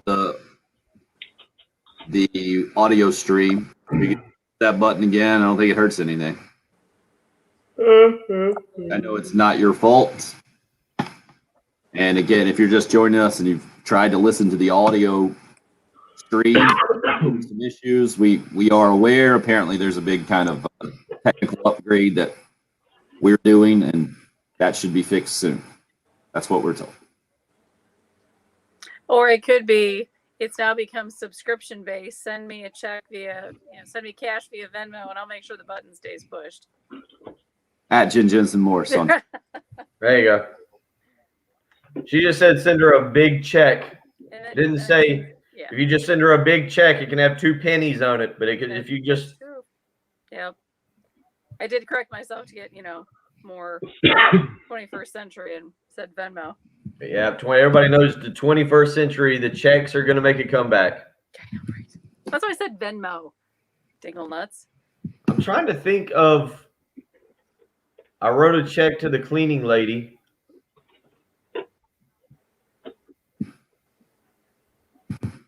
I think that's about it. She doesn't pay you for the privilege. No. Okay. We're coming back in. She does a good job. I'm very thankful. Deferred payments. Try Joshua. A nickel a month. Yes, Rob. We've been talking a lot about the University of South Carolina. Bob Caslen, the president, resigning. That I never thought we would talk about a university president as much as we talked about this morning. I understand why, with Bob Caslen being as public as he was and kind of as publicly divisive as he was, even coming in, and then how its effect on sports, because we saw it. We saw it immediately at the end, not even at the end, at the end of year 3 with Will Muschamp, and how much that affected the football program with just one comment to one media outlet saying, "Oh yeah, we've checked out how Florida State did the buyout for Willie Taggart." Into year 4. Year 4. In the year 4. So it's all kind of a blur. It's a blur. Yeah, I agree. Then with the significant role I think Bob Caslen played at the end of year 5 there with Will Muschamp and the dismissal midseason. Also the most recent negotiation, let's say, or situation with Frank Martin in the college basketball program.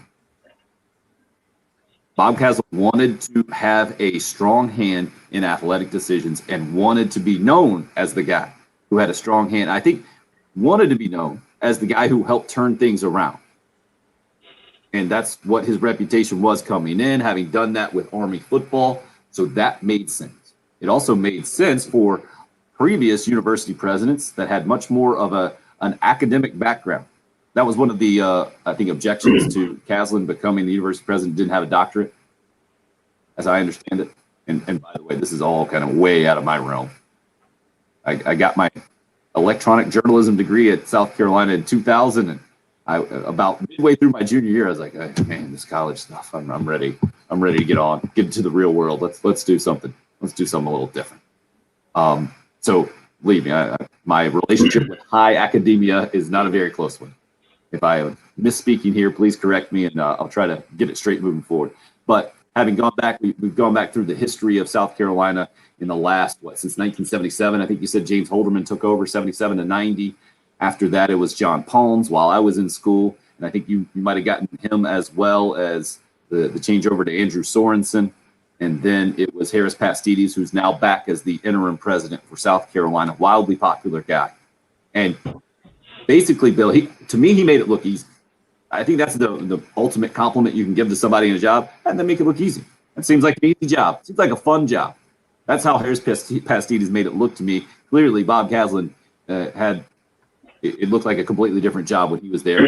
You mentioned different environment. It had to help that Steve Spurrier was winning a bunch of games, that Ray Tanner was winning championships. But I also pointed out that Harris Pastides was the university president at the end of the Spurrier era.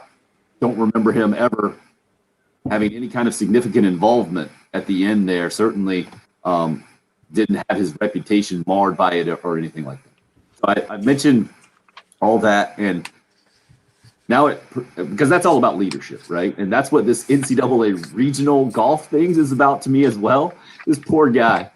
I've never thought we had talked about the president so much from the University of South Carolina. I surely never thought we had mentioned the athletic director at Fairleigh Dickinson University, but that's exactly who made this announcement. And I just saw this thing on social media. Baton Rouge women's regional golf. And by the way, the USC women's golf team moves on from its regional up in Louisville. It took 19 holes. They were the number 1 seed going in, struggled a little bit, but now they're moving on to the championship round. There was no regional in Baton Rouge was the problem. Brad Hurlbut, the athletic director at Fairleigh Dickinson, was the NCAA committee representative on site who comes out of the clubhouse, walks down the stairs or kind of standing on the stairs, and the social media video is him basically without any kind of microphone or issuing. He says, this is one of the most gut-wrenching decisions and announcement that I've ever been part of. The course is playable, but it's not playable at a championship level. Now, Craig Malone was nice enough to hit us up. He's the director of golf at the Patriot at Grand Harbor, Lake Greenwood, of 96 there. It says he actually was listening as he was riding in, lives in the area, wanted to reach out because his course hosts the Big South men's and women's championships every spring. So the way it went down was the golf pro, the golf course superintendent, the USGA rules official, along with the coaches committee met, and the decision was probably made, Craig says. It was going to have to be lift, clean, and place everywhere on the golf course. And just in the closely mown areas, fairway cut, probably included the bunkers as well. And that's when the committee just felt like that's not championship caliber. Right. They had 7 inches of rain at the course. I don't know what they could have done except make the announcement a little bit better. This is like, it's not just the message. A lot of times it's how the message is conveyed or how the messenger chooses to do it. I don't know how you could do it. I feel that's the problem. But how did he get the short end of the stick to make the announcement? Did we They figure drew that out straws. yeah, They drew No, he's straws the- in the yeah. NCAA committee representative. yet? That's He all. is the representative. Okay. Right. You're getting paid to be here to do this. This is on you. Good And the poor gig guy, for probably 2,500 person school. It's a powerful Right, well. position for a guy. You guys know what conference Fairleigh Dickinson's in? I'm guessing you're going to tell us that's the Patriot Conference. Is that right? Nah, it's the Northeastern Conference. Yeah, Oh, sorry, I get them all confused there. Same one as St. Francis. of course it is. So I have 2 different thoughts in my head here. Man, it stinks because the top 6 teams that came into that regional now automatically move on to the championship. So it stinks. I think there were 17 teams overall. So several, I don't know how many, but several women's golfers just had their career ended by this decision, right? And they're seeing sunshine behind them, but there's also standing water out there, and the whole thing 7 inches of rain. And then the other part of, I mean, I feel bad for them. The other part of them is like, hey man, life stinks sometimes. It's unfair. And just because you take a video about it and put it on social media and get a lot of people that pat you on the back and say, oh, that this is totally unfair. And well, there's a part of me that just says, hey, you have to deal with it. Sometimes that's just life. Bill, which side are you more on right now? I'm more on the back half of this thing and saying, hey, just because you're taking social media videos and you don't like an announcement and it's a tough decision and you don't like how it was made, that doesn't mean it was the wrong decision, and this had to be how it was, is kind of just how it had to be. Where are you? Well, I'm trying to just look. I mean, what I guess they canceled this yesterday. The top 6 teams are LSU, Mississippi, Baylor, Oregon, Maryland, and Alabama. Those teams will play May 21st through 26th at Greyhawk Golf Club in Scottsdale, Arizona. The reason I bring this up is today's May 11th. I don't know. Are we saying that the course couldn't be playable today or tomorrow? The course has received 7 inches of rain over the past several days. I guess my question is like, what is the time frame? I'm not going to even sit here and pretend I'm aware of the rules enough to know when the course would have been playable today. Could have it been postponed for a day?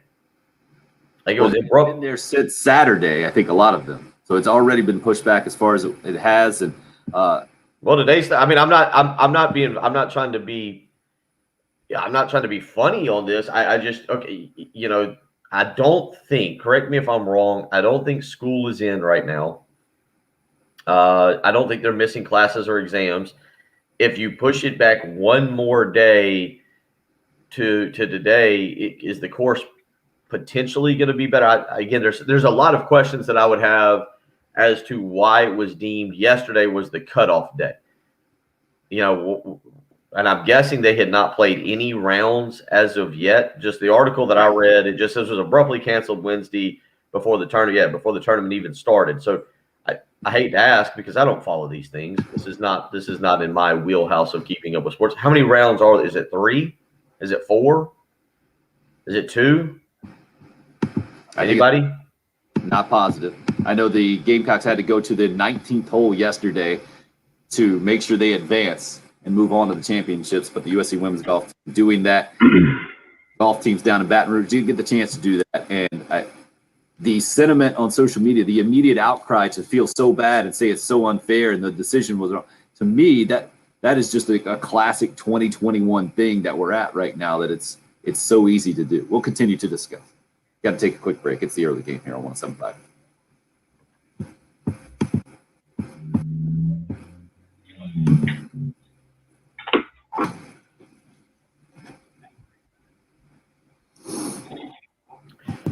It was awful yesterday. It was rainy.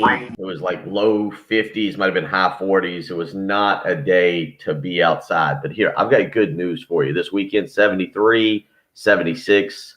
Sunday's going to be 79. And then you know what? We get into the 80s. We go into the 80s next week.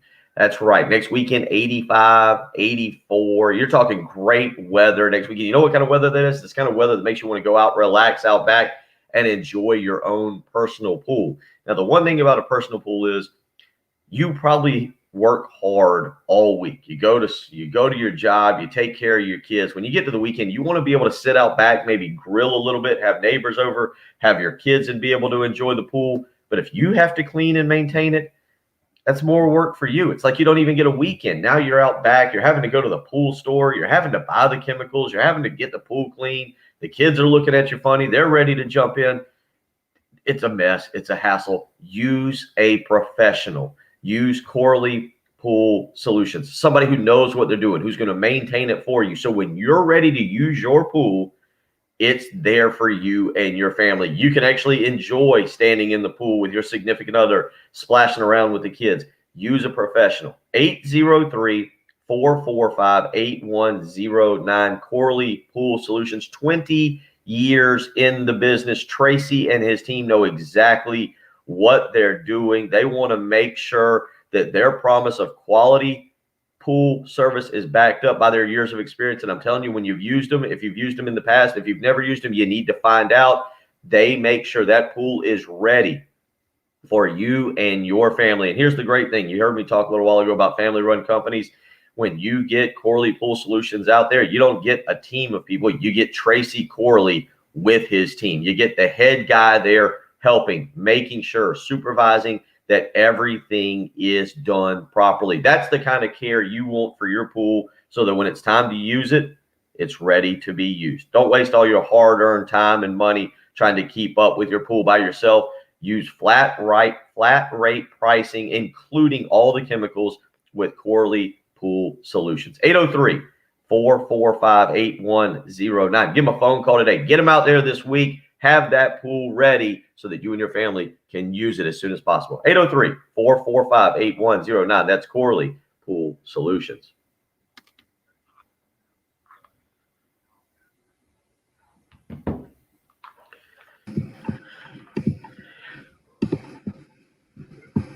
So you're giving them their bang for their buck this morning, Bill.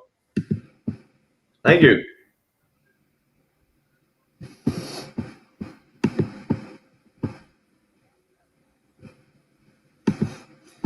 Work, man. Come on, Chavo. You gotta Unacceptable. have your priorities. What did Chavo do? Work. Work keeps messing with him. You can't put all his attention on the show this morning. Oh, no. So what I'm hearing from your boy Twig there,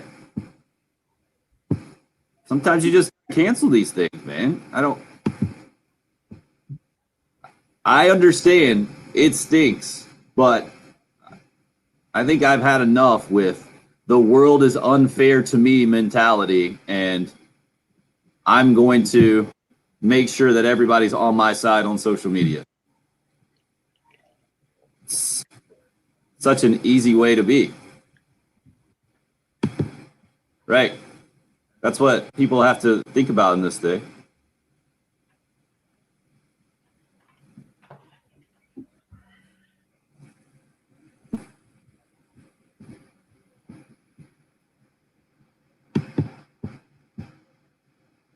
And of course it stinks. But Bill, what you were talking about, like what would be fair to the top 6 seeds? You can't say, hey, we're going to play one round. That's No, not. I'm with you. I'm just saying, when's the cutoff date? Well, obviously it was yesterday, right? They had to figure out whether they're going to play it or not, and they I would honestly think today's the 13th. I would think the 18th would be the last day you could play a round. And the only reason I say that is because if the next one starts on the 21st, I guess maybe the 17th, because then you could travel straight to Arizona. Yeah, but that's not the way that these schools can do it, man. What about the money they're spending to stay in Baton Rouge? I mean, I don't think anybody's going to argue that women's golf is a moneymaker. They're already costing the school a bunch of money just to go. I guess the NCAA, I think, pays for the schools, but they're just going to let them hang out indefinitely? Nope. Yesterday was a cutoff, man. Didn't work. Stinks. And we know for sure they would do that with the men too. What's that? Sorry? Would they do that with the men as well? Yeah, I assume. I do assume that, yeah. See how I this, would too. how gender has anything to do with this. All right, we're heading back in. We're going straight into the end hour bed.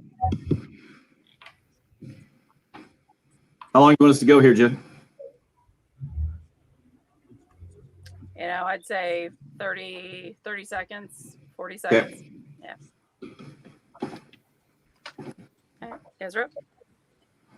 University of South Carolina president resignation, Gamecock football decommitment, and a NCAA women's regional golf controversy. I think we're as well-rounded as we could possibly be here, Bill. Possibly so. Just got another hour to get all into it. We certainly will. Also, Teddy Bridgewater calling out the Carolina Panthers. Patrick involved in an NFL discussion. Just got his headset on for about 5 seconds. Well done. Good timing. Howard 3 coming up. Clear.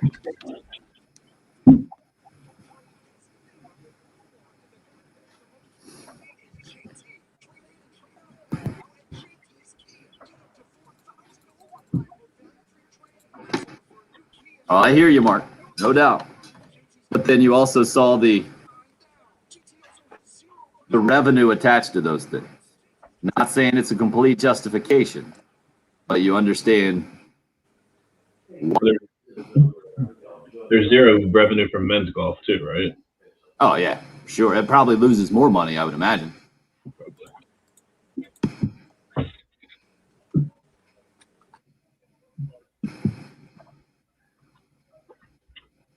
Not going to happen this weekend when the college lacrosse playoffs get started. You know, I'm not sure whether to be, I guess the optimistic part of me wants to say, hey, the 21st century is great because we get more sides to a story. But the flip side of that is a lot of times we only get one side, or we certainly get one side first. At least I feel confident that if you want to get the more well-rounded story, that you can get it. It's just that there's so many of us who like to jump on the emotional attachment that you get to the initial story that it's hard to approach it anywhere close to objectively. Yeah. And sports is the least I was going to say. issue of that in our world, I think, right now. Yep. Also, Common sense goes out the window completely. It's just, I'm right. I'm angry. So I'm not going to. yeah, it's a bummer that whatever 11 teams or was it 17 teams got sent home, or there were 17 teams total. Total, I believe. Okay, so 11 teams got sent home without a chance to play. Like, Yeah, that sucks. But literally tens of thousands of athletes a year ago had their sporting careers cut short for And right, something and that they wasn't mourn, their fault either. So like, but they get to mourn that too. You know, yeah, these guys have a right to mourn their, yeah. just like they did a year ago. But a year ago, I mean, there was nobody to blame. So maybe there's just nobody to blame now either. And like, it sucks, and we feel bad, but you can't just.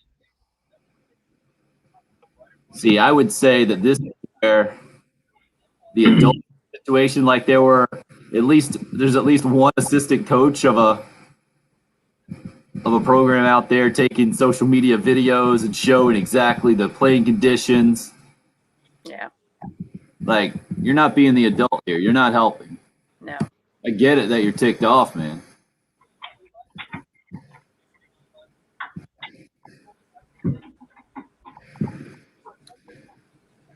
So Wednesday was the cutoff date. The committee policy was that play couldn't take place on Wednesday. Advancement will be determined by the original seeding. St. Bonaventure didn't even get to play in the NCAA tournament because Atlantic 10 screwed them over at their hotel accommodations the week before. So, like, Oof. Now that is when you should be really ticked, Yeah, right? no kidding. But also, guess what, man? That happens in life. And you can whine about it and be a victim, or you can move on.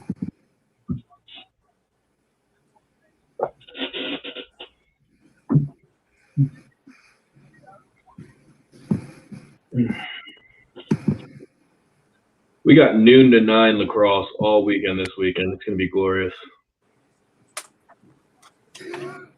9 hours of lacrosse. I can't imagine anything I would 2 days in a row. subjected to. I'm going to be subjected to that and probably 9 hours of hockey. There you go.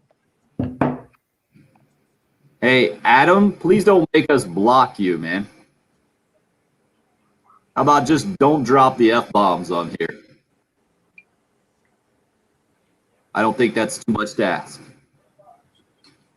And if you are complaining about sports, then don't come to a sports talk show.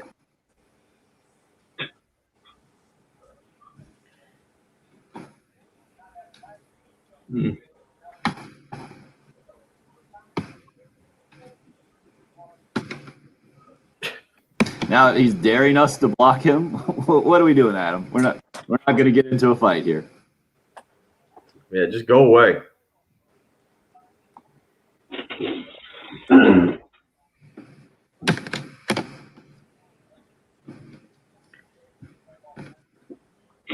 Wow.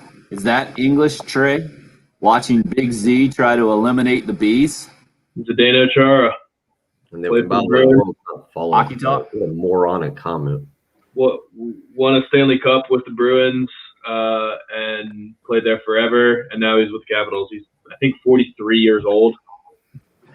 7 feet on skate, 7 feet tall on skates. One of the most imposing human beings to ever play professional sports.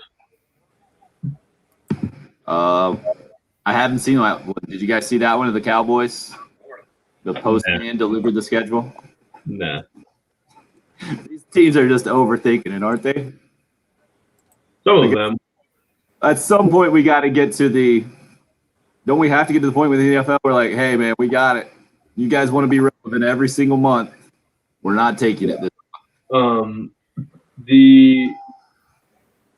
The Colts one was cool with the Rube Goldberg, but if you actually tried to watch that video to get the schedule, you couldn't read it because it was so fast. Oh, yeah. Did you see the one? Did you see that one I'm talking about? You know what the Rube Goldberg thing is, where it's like a ball rolls down a ramp, triggers this, triggers that. So yeah, they had like a 2-minute, like long, super long. Who did? The Colts. Really? Along with their video of. That was their schedule release. So the ball would roll by, and there'd be like a piece of paper that said Week 1 Titans. But the ball would roll by so fast that you couldn't even see the team. You could barely see the team. The one that I saw was Vinatieri and your boy. What's the punter's name that has so many? Pat McAfee? Yeah, McAfee. They were sitting in chairs, and they clearly had recorded it the day before. They're like, "Yeah, we're just going to do it this way." And running on the screen, and it's pretty funny. Well, this was tweeted out weirdly from the mascot's Twitter account, I think. Somebody went rogue. No, I think their mascot has a Twitter account as well. @Blue, and it's just the official page of the Indianapolis Colts mascot.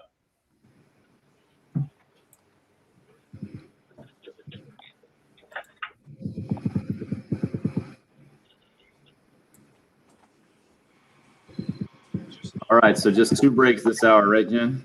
Yep. Thank A you. little efficient, especially on the second one. All right, guys, Rob.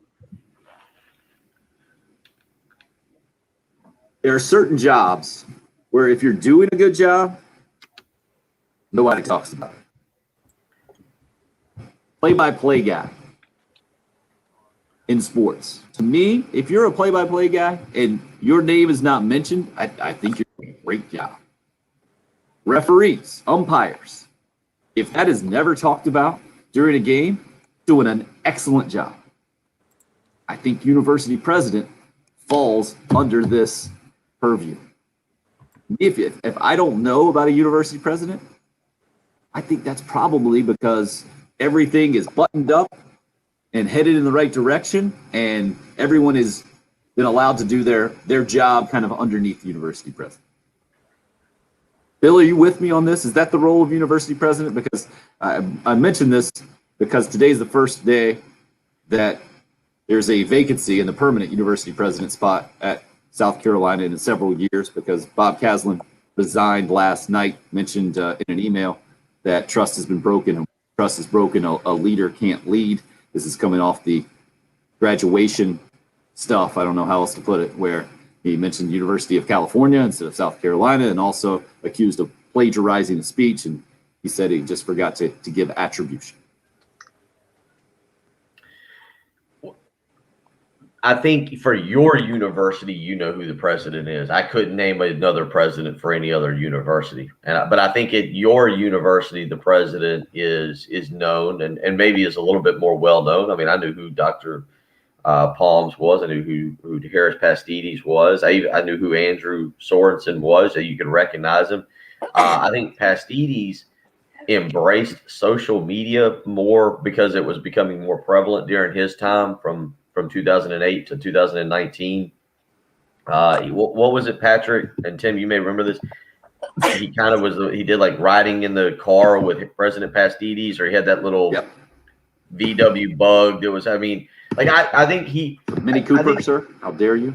Was it a Mini Cooper? Okay, all right, whatever. I think the bottom line is I think Pastides went out of his way to be more ingrained in student life.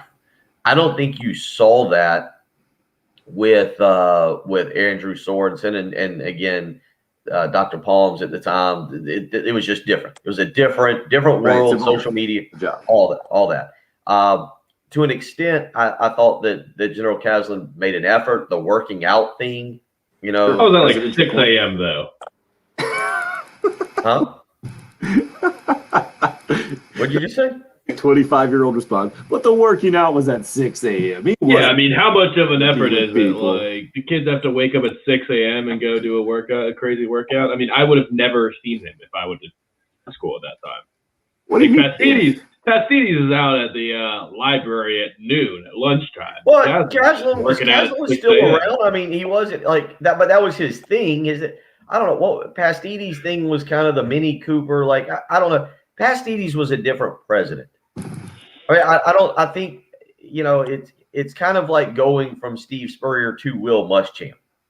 I mean, that's a pretty big 180, right? That's a pretty big going from the left. From a personality standpoint. Yeah.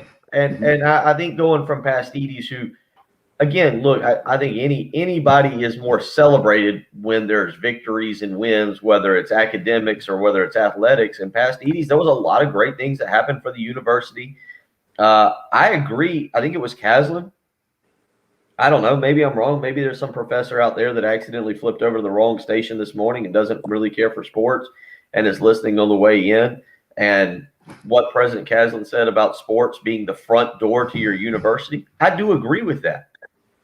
I don't think that. I think that is a correct statement, and I think maybe he took it a tad far and tried to be a little bit too involved in athletics in an effort to increase the visibility and the publicity of South Carolina. But I don't think, I just think that was such a massive difference. Harris Pastides really, really endeared himself to alumni. And I was reading last night, because some of this stuff I just didn't know, the background on Harris Pastides and everything that he did, being named, I think it was the 2015 like Division I Council of College Athletics, and then the fundraising he did for the university. Like, the guy Harris Pastides managed to go out and not just touch one area of the school. He managed to put himself into all of it and really endeared himself to everybody. And you mentioned it, Tim.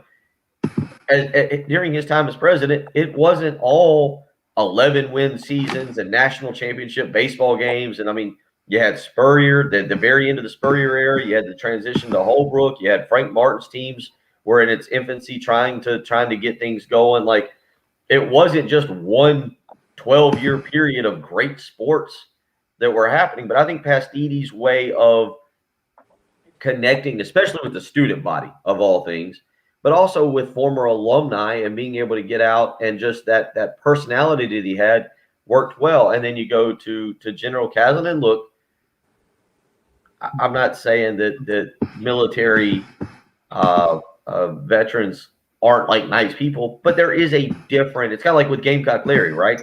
Like, Gamecock Larry is a genuinely good guy, but you hear that military background pop up from time to time when he starts yelling at us or talking NFL draft or NBA or something and wanting us to talk specifically about what he wants.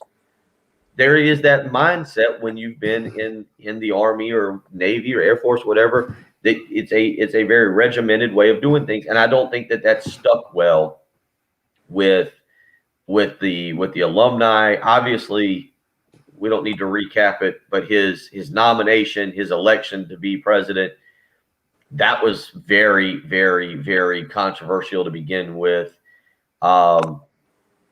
Is it fair? I'll ask you guys, is it fair? His arrival at South Carolina, apples to oranges, but his arrival and kind of the emotions of people was equal to that of Will Muschamp. Agreed. I think it's a great example or a great analogy in our little sports world here, which we, again, understand our limited understanding of university presidents and their role and the whole deal. We're talking about it from the sports angle. And to me, Bob Caslen took a very Jerry Jones approach to his job. And in the NFL, I feel like owners, they have more of a right to be that guy because, hey, man, they're writing the checks. I get that. But you got a GM and a head coach. And how much you allow the football guys to do the football stuff and how much you meddle is how we evaluate a lot of owners, right? And wins and losses, obviously. The culture you set. To me, there's a reason why we don't know too much about the Rooney family or the Mara family for years with the Giants. They ran their organization where they could stay in the background by and large and make sure that they had the right people in place to do their jobs. To me, that's what good NFL ownership is.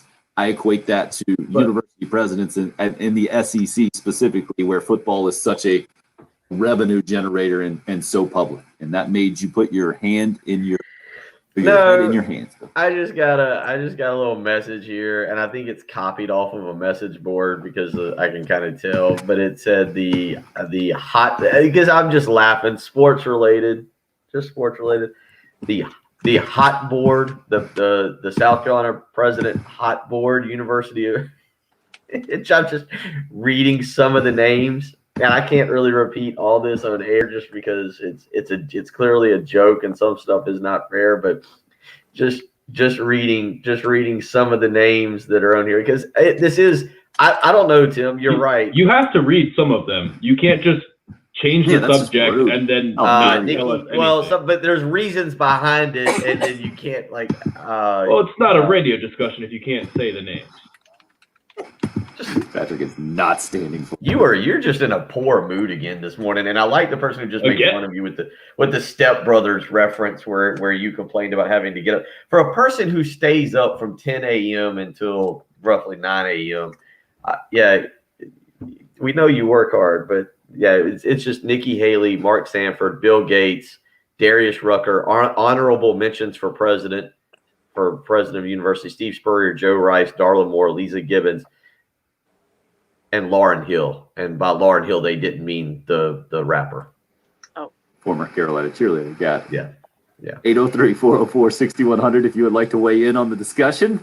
Maybe we'll get your comment in. Maybe we'll feel like it doesn't quite pertain to where we're going. Well, I like to keep my job, and some of the stuff I couldn't. It had me laughing. Tim brought up my head going into my hand, and it's just because I was laughing at some of the reasoning for why that was. Like one of the Mark Sanford one was actually pretty good. So the question is for us, how does this affect athletics moving forward? Right? If you're Shane Beamer, do you feel better about things moving forward because you knew you weren't Bob Caslin's first choice? Or do you have that feeling, it's been mind-boggling to me in my professional career to see how coworkers have responded when there is change in leadership. So, there are some people who get really paranoid, I think, about their job, and they ask a lot of questions and they get really anxious and they say, what's going to change? I've been a part of companies at very different points. One where it completely changed over my first TV job. It got bought out, and then the boss across the way at our competitor, he became my boss. He came in and he really ticked people off, and they didn't like that. And it came with a lot of upheaval and change. And then I've been part of smooth transitions where a new boss came in and, hey, man, things got a lot better.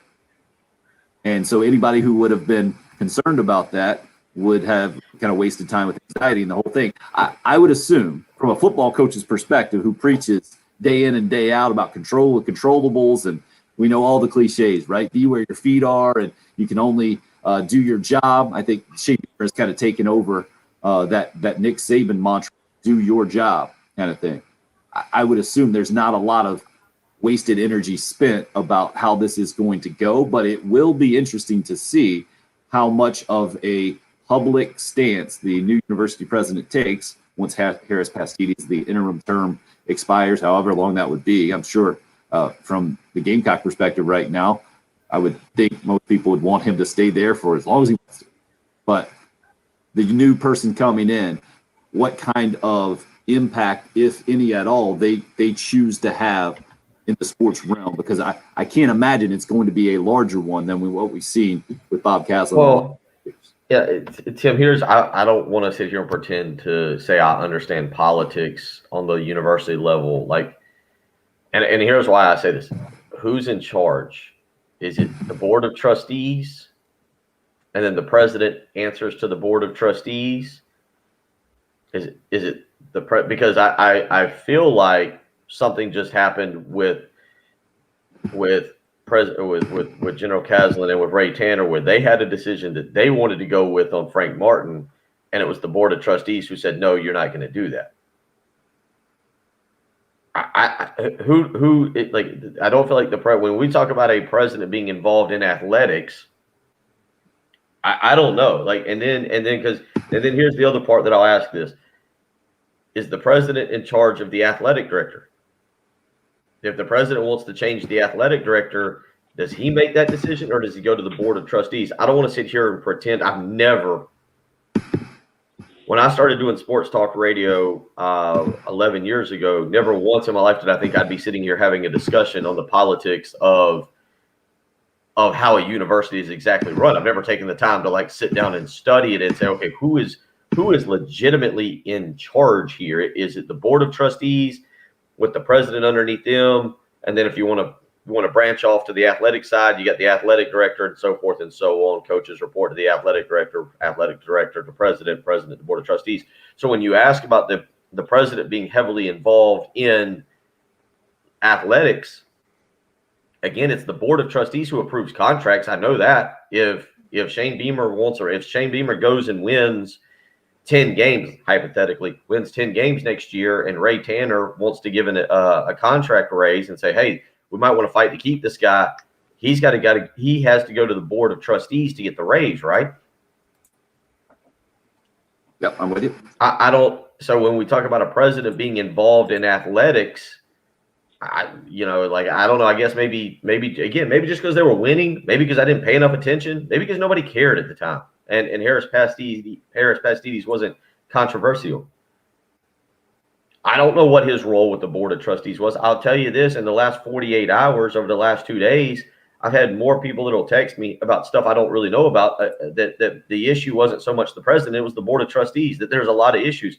2 years ago, when Will Muschamp's finishing up a 4-8 season, you've got board of trustees members speak. When it wasn't just President Caslin, it was board of trustees members speaking out about what should be done with the head football coach. I think if you're saying, okay, well, now that Caslin's out, good, we can change the athletic program.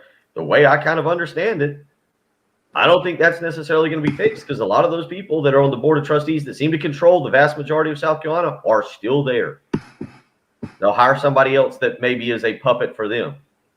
Shallow hits us up, says checks and balances, Bill. Checks and balances. And that's what I'm hearing you say. Like there are different branches of power, for sure, at the University of South Carolina and every major university. And how those branches work together or not, or kind of clash, I think is what you. And that's why I say I think a good university president stays in the background. For the most part, you don't know who the good university presidents are. I only know who the ones that aren't good university presidents, because I see them, like I remember the Maryland guy when they had their controversy a while back, and they had the tragic situation with the football program, and they caught a lot of heat. Ohio State, I think the school president came out with the Urban Meyer situation and the whole deal. This is the only time that I think, from the sports perspective as fans, that we get exposed to university presidents a lot, unless you're a particular follower of a specific school. Patrick, you played lacrosse at Wagner. Did you know who your president? Like, did you have any as an athlete? No, Did you even know who the president was? no, not there. And that was an 1,800 person school. Yeah, I just would think that it would be even more likely to know the president there, but no, I had no idea who it was. Yeah, I just wonder, because, again, in terms of athletics, I do think Caslin was – Tim, you hit the nail on the head. Caslin had an athletic background, and I think there was an ego side to him that wanted to come in and be one of the reasons that this university, that the athletic program turned around. And I do think he had tried to have more of a say in coaching hires or decisions that were being made athletically, and whether he worked. Well, I don't know whether he worked with Ray Tanner, whether he tried to overrule Ray Tanner, whether he took Ray Tanner's. I don't know if we'll ever know the answers to that publicly, but we'll see who the next guy is. I mean, I'll be honest. I as you were saying that, and I thought that's why I asked Patrick about it, I couldn't name another university president at any other school. According to GreatValueColleges.net, the best president in the Southeastern Conference is Michael K. Young from Texas A&M. Okay. Go hire that guy. He's the only one in the top 50. Something just happened. Yeah, from SEC schools. Just made a switch in my mind. Now, it used to be Bracketologists #1, NFL mock drafts #2 as the people I felt most sorry for in the world. Now it's university presidents. Number one. Do not break out the whiteboard, Patrick. I swear. I don't know. This is whiteboard material. E. Gordon G is #1 in the nation. Where's he at? Is that Ohio State? No. I would have never heard that name in a million years guessed West Virginia University. Yeah, but go back through the background. I think he came from another. He was had some kind of issue, or maybe he was in charge of the NCAA. I've definitely heard the name. He has been the president of more universities than any U.S. citizen living or dead. Vanderbilt, Brown, and Colorado. So he sounds like a guy who just Right. bounces. He comes in. He's like the Lou Holtz of presidents. Yeah, I guess Exactly. so. With maybe without the controversy following him, or who knows. This is quite the path this morning. He's bookended his career at West Virginia. Wait. Started See, and this is a finished perfect. there. Hold on. This is a perfect example. Craig weighs in. He says, "Isn't Radakovich still at Clemson? You know him. Isn't Radakovich the AD?" He is. He's absolutely athletic. At Clemson. But I think the Clemson school president, actually, I could recognize his name, maybe in a list I would too if somebody says right now. Go ahead. His initials are JPC. Yeah, you got it. Clements. Jim Clements. Yeah, Yeah. Jim Clements. Is that right? Clemens, there you go. There you go. And he's a pretty popular guy, I think, and obviously with Clemson's success, makes It's a lot another of James sense. Patrick. I'm telling you, they're everywhere. There you go. That's James Patrick Perrette, ladies and gentlemen, @_Patrick Perrette, where you can follow him on Twitter. Get back into the football on the field news from yesterday, a decommitment. I guess it's not technically on the field because a commitment's not on the field yet for Gamecock football and Shane Beamer, but his first verbal commitment now is a decommitment. Give you those details. An NCAA golf controversy this morning as well. What a time to be alive. Hey, and we're actually going to get a qualified opinion on this University of South Carolina president from a guy who worked in the athletic department for forever, in Kerry Tharp, the former sports information director, now the president of Darlington Raceway, going to join us coming up in his usual spot in about 20 minutes from now. Not just NASCAR picks today. We're going to get him into this thing. It's the early game. It's 107.5 again. Clear.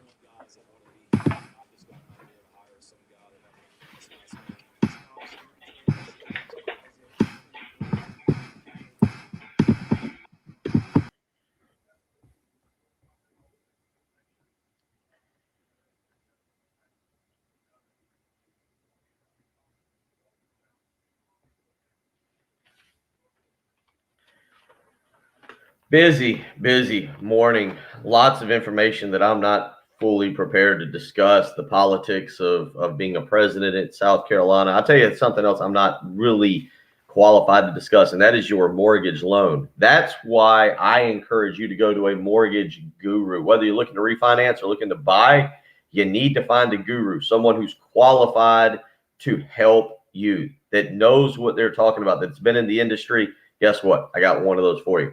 Jacob Crowder with First Palmetto Bank. That's right. Jacob's been around for a long time. He understands the industry. He understands how to help you. He understands how to find the best rate. If you're looking to refinance your existing mortgage, there's no better person to go to than someone who's been around for a long time, that knows what they're doing, and that's there when you call their cell phone. 803-719-1005. You can also shoot Jacob a text message. The important part is if you're looking to buy a home, go ahead and find out what you're pre-approved for. That way, as you go and start looking, you know what your budget is. You can call Jacob today. You can shoot him a text message. You can fill out a quick form. Just find out what you're approved for and then start the process. 803-719-1005. That's how you can reach him. You can also email him, the letter J, Crowder, CROWDER @firstpalmetto.com. So many people right now looking to refinance, looking to buy, that Jacob has actually brought on Brian Kovar to help him. And they're telling you not to miss this golden opportunity in front of you. 803-719-1005. He's the mortgage guru, Jacob Crowder, with First Palmetto Bank.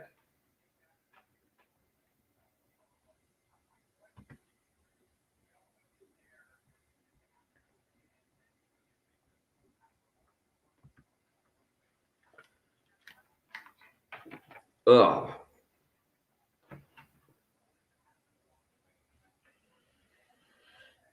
Oh, no.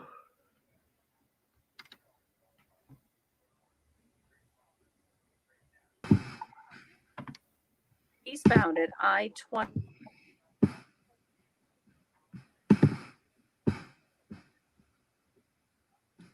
For some reason, Patrick got disconnected. Oh, let's see if we can. There he is. Oh, the frustrated head shake. I hear you. I updated the browser, spent $50 on this camera. Nothing, huh?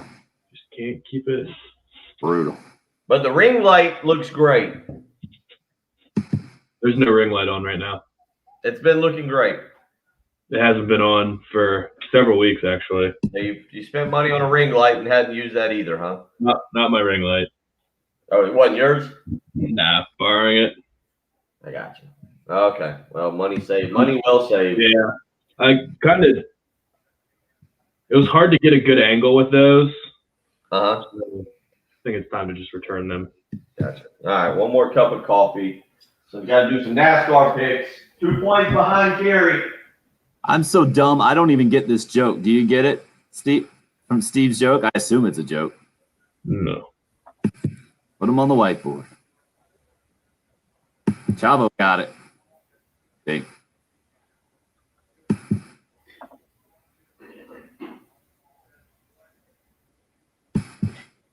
Dude.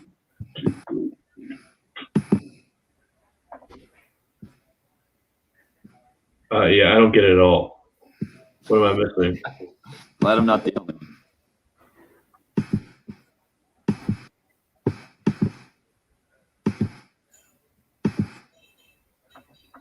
There was a Joshua Chamberlain. Was that the name you said? Joshua Yep. Chamberlain? There was a guy that fought in the Civil War that became the 6th president of Bowdoin College. So Tim, with 3 boys, I feel like I can kind of share this story with you, but even though it doesn't involve my son. Apparently last night Ansley was at I took that phone call in between the top of the last hour. Last night Ansley was at her mom's and apparently she was wrestling with Austin or something happened. I don't know. He wouldn't get out of her room. His top of his head hit her chin or something and chipped her top tooth. So she is losing her mind. So that phone call I took there at the top of the hour was the dentist. I've got her an appointment at 11:15 because 11-year-old daughter, very worried, obviously, just I get it. Oh, I do not envy you on that one. So I was thinking of your boys wrestling around, but yeah, something happened. She was in quite the hysterics when I talked to her and her mom on FaceTime. So my 6-year-old was on a tree swing the other day. My sister's got a tree swing and was holding it, was trying to get off, and the wood little handle came up and popped him in the face. Oh goodness. And he's got his permanent tooth coming in, but you can see it through the gum up there. Have you guys ever seen that before? I've never seen that before from anyone. Yeah. Oh. Apparently it happens relatively frequently, the orthodontist said, but yeah, that's the oral issue we're going through at my house with the 6-year-old. Gotcha. That's Yeah, we'll go. So I'm gonna go get her. She's got statewide testing, and I didn't think about it. I hope they're done. She was freaking out. I mean, just as dramatic as an 11-year-old can be about her tooth, and it was. I mean, it's not a ton. It's just a little chip. Little Lloyd Christmassy. Just a little, yeah. It's not even that much, but you can tell there's an angle to it. You can see the little bit of an angle, just right. But man, she was, and she didn't really I was like, well, look, you already wear a mask to school. It's gonna be nobody's gonna notice. Dad. Oh, she was having a meltdown she was having a meltdown. It was. Yeah. Yep, going into competitive cheer also. So yeah, so I had to take that phone call and go running off because that was the dentist office calling me to get the appointment set. Okay, I'm glad they get that done quick. I gotta imagine the money parents, as I'm learning, the money we spend on our kids' teeth rivals that of any other money we spend for our kids. Hear you.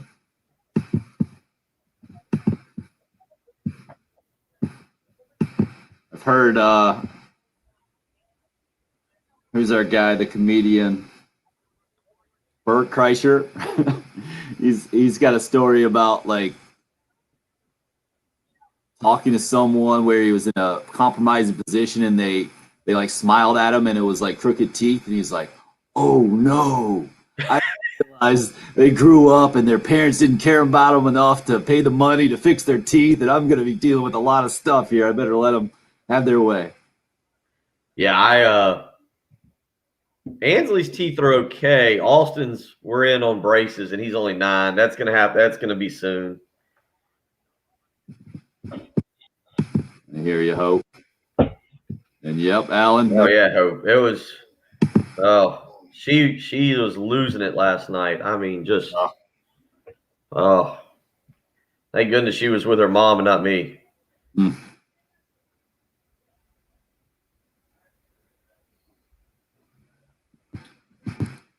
Bill, you as the resident recruiting nerd. There hasn't been nearly as much to follow in the college football recruiting world in the last year plus, simply because there haven't been official visits. There hasn't been on-campus recruiting, and that has been a big challenge, I think, for a new coaching staff coming in with Shane Beamer and company, and having new facilities to tout and to show off, and having to do it with virtual visits.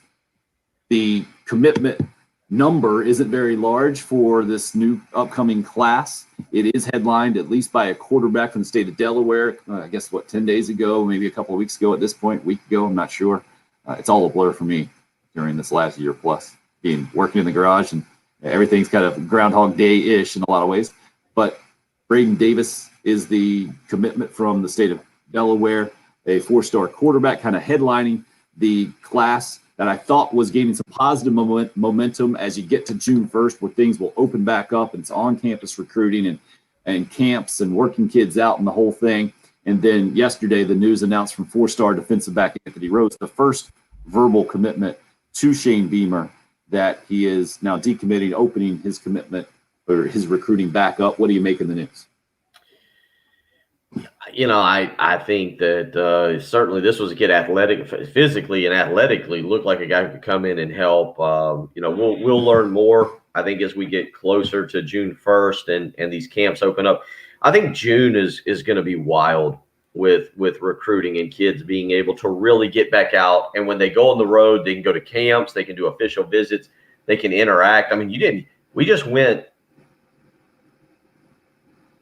As I'm saying it out loud, I'm questioning myself on this just because it sounds so crazy for someone who started in this industry back about 15 years ago doing recruiting. Tim, I'm right. We just did a full year without official visits, right? No official visits happened. Yep, you're on it. Because there was no interaction. We're allowed. That's the craziest thing for me to say that out loud, even though I experienced it. And I just say that because now you're going to allow kids on June 1st to go back to camps, to interact with coaches, to see facilities and to be toured around and all that good stuff. And so, you're seeing, I think, a situation now, and I cited J.C. Sherbert of BigSpur.com earlier who pointed out the numbers, and I think they're crazy. I think they're crazy, where he said that through the first 10 days of May, there have only been 27 commitments. And Patrick said, oh, that's a lot. This is nationally. No, it's not a lot. It's just too many.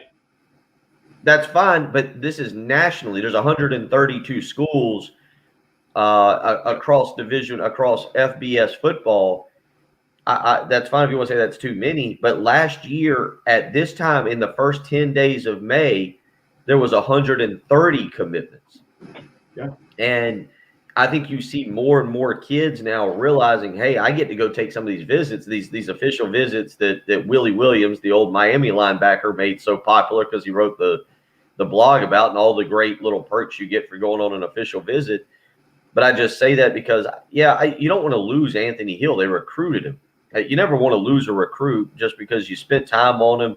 You've contacted them. You've done everything you possibly can, and then they go and decommit. We'll find out what it means long term for South Carolina. Do they replace him with someone better? Do they not replace him with someone better? Does he end up going on and committing to, say, a bigger school? Whatever happens. But I also think right now you don't get too caught up in recruiting for the next 3 weeks until you get to June 1st, because I think just the month of June and July, with kids getting out and going to camps, being able to see things they really haven't been able to see for, what are we at, 15 months, going back to March of last year, I reckon.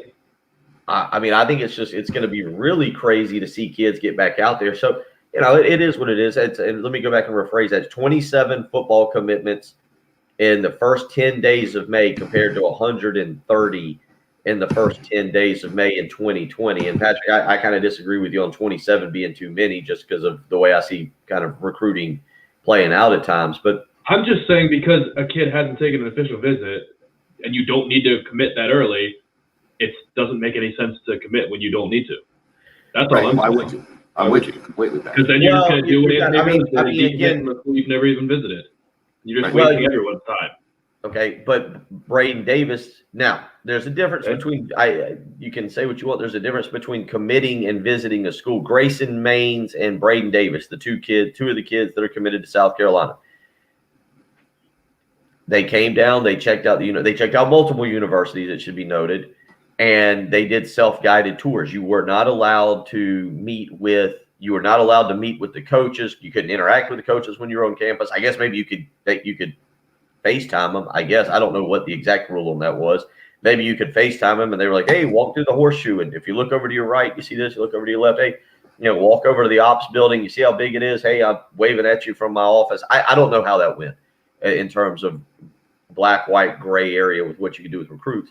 But a lot of these kids did take self-guided tours. Tanner Bailey, the quarterback that South Carolina pursued prior to Braden Davis, flew out to Oregon with his family and took a self-guided tour of the University of Oregon and checked out the facilities, or at least what he could check out. So it's not that the kids that have committed haven't taken some visits, some self-guided visits, I guess is the way to explain it.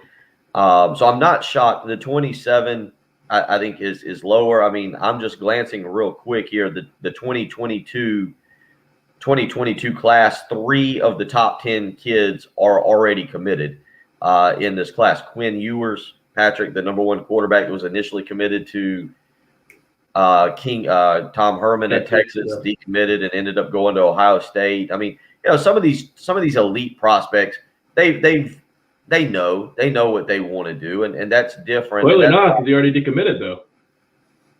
Well, he saw what, but he's already committed to the program that's producing Justin Fields. I think Patrick's point, Bill, is very simple. It's a lot like, to me, when you can declare for the NBA draft and come back in college basketball. Why wouldn't you? And if you I would never advise a kid to commit until he's taken an official visit. Yeah. If you could just wait a few weeks or months and then you get an official visit, why wouldn't you? There's no advantage for the kid. I understand when you're looking at it from the program standpoint. Absolutely. You want guys in there and you want spots to fill up and you don't want to lose that spot.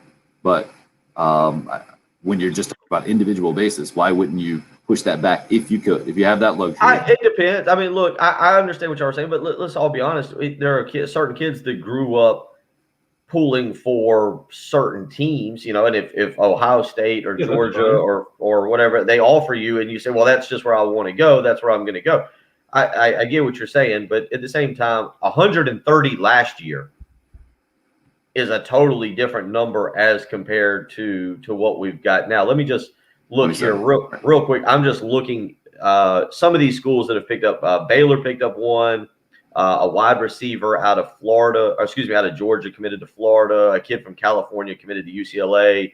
A kid from Arkansas committed to Arkansas.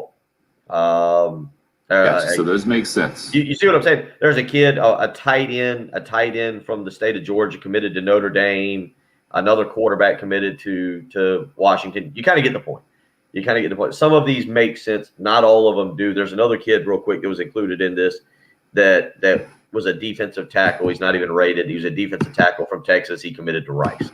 So you kind of get the point there with where I'm going with that. It'll change. The June and July will really alter things. And so when you talk about Anthony Rose, I mean, Patrick, to part of your point that I do totally agree with, as kids are allowed to get out and take visits, some of these early commitments, I would say it's 50-50. They stick when kids are actually allowed to get out and travel and see what else is out there. That's my point. Yeah. We're going out to the Love Chevy phone lines when we come back. Darlington Raceway President Kerry Tharp also going to weigh in not just on his usual NASCAR picks, but we'll get his opinion on the University of South Carolina President Bob Caslin resigning and the relationship, how it works a little bit behind the scenes, since he was the longtime sports information director at USC, certainly more educated on those inner workings than we are. That's coming up next here. It's the early game on 107.5.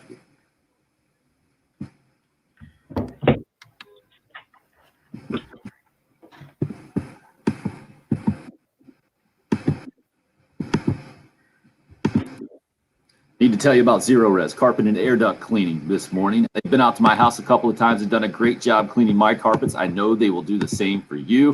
Unfortunately for me these days, a little bit more associated with my carpets than I have been in the past because I've got the 1-year-old waddling around all over the place. He's always trying to pick something up off the floor, so I feel like I'm hypersensitive to that.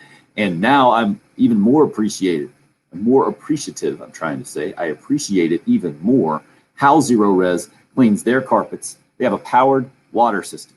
No harsh chemicals involved in the process. You can go to ZeroResColumbia.com and check out how they crank up the pH in the water and all the details there. What you really need to know is there's also no leftover soapy residue. And that's why my carpets have stayed cleaner longer. Yours can as well. They've got a great deal for you at Zero Res. 3 rooms of carpet cleaned, only $119 plus a free hallway. When you mention me, Tim Hill, ZeroResColumbia.com is the website. Book your appointment today, 803-262-4020. It's Zero Res. Spell it backwards or forwards. It's the right way to clean.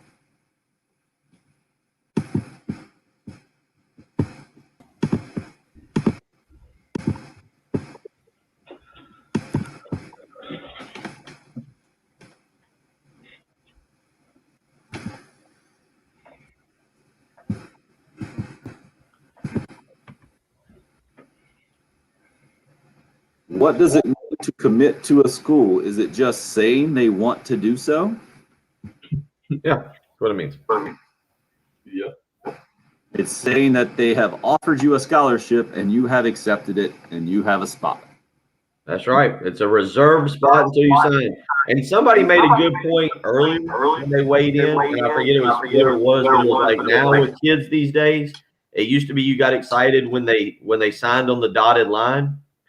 Now it's more like you're excited when they graduate because they could transfer at any time. It'd just be like, oh, that's good. That 1 year was nice. I'll take my talents elsewhere. Well, let's not forget about all the shady programs out there that call kids up 2 days before signing day and say, oh, yeah, by the way, you're going to be gray shirted or we don't have a scholarship for you anymore. Amen. Bill, did you see the Brown schedule? Yeah, a little bit. I was kind of paying attention last night. And Did you notice the weird thing of the Brown schedule that I've No, never what seen was it? before? They play the Ravens 2 games in a row. Back to back, huh? Yeah. There's a bye week. They play Ravens, bye week Ravens. So Well, the did Ravens, don't play the Browns back to back, but the Browns play the Ravens back to back. Well, that's like did you see the Panthers? Their end of the year schedule, they play the Patriots, they play somebody, and then they play the Patriots. So they play the Patriots twice in 3 weeks. Well, we play our last 5 games are all divisional. Dallas, Philly, New York. Wow. Dallas, Philly in 4 weeks. Yeah, that obviously there was a purpose behind that because you see too many of those situations. Yeah, not always. I think they just do. Sometimes you can't make it perfect, and they focus more on like the primetime games that they want to fit in, and sometimes they're just like, all right, well, unfortunately, this is the best we can do. There's no way they wanted to put the Browns playing 2 consecutive games against the Ravens. Like that's such an advantage. I'm not picking on Jen. I was surprised the Bears got 2 Monday night games. Big market. I was surprised by that. I like the Monday night schedule though. There was some really good games on that. Is one of them against the Packers, I'm assuming? One was against the Vikings. The second one was the Vikings. I don't think the other one was the Packers. The Bears play the Packers in at least one primetime game pretty much every year. That's the oldest rivalry in the NFL. Yeah, I don't think because they were talking about the Packers schedule. The Packers had No, they play them on Sunday Night Football. Yeah. Oh yeah, Brady going back to New England in week 4. Yeah. Last game in Foxborough. And I think they were saying, I forget where they said yardage wise, but if he has his first 3 games or slightly above average, he could break the career passing yardage record there in Foxborough. Yeah, I mean, him and Breeze went back and forth like for the last 3 years or so. I think they said Breeze is, I think it was 1,100 yards ahead of him, I believe.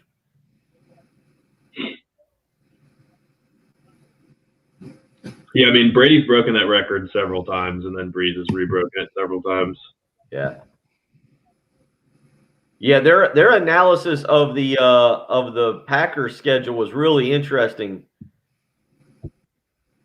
Because the Packers have a Monday night game, Monday night primetime game in week 2, and then they got a Sunday night primetime game the following week against the 49ers. And they were talking about, because they were kind of making the comment last night, like, does the people who put the schedules together call the front office and be like, hey, what's the deal with y'all and Aaron Rodgers? Because we really don't want to put you on if you don't have Aaron Rodgers.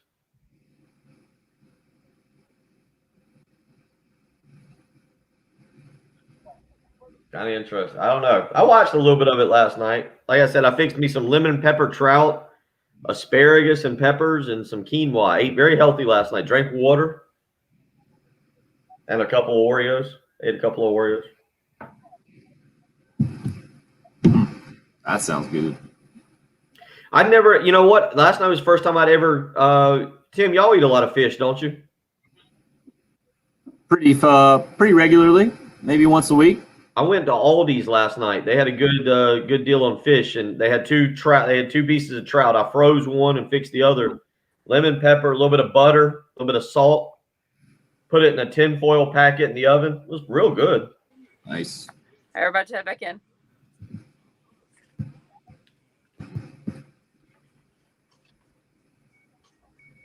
Guys, we're up.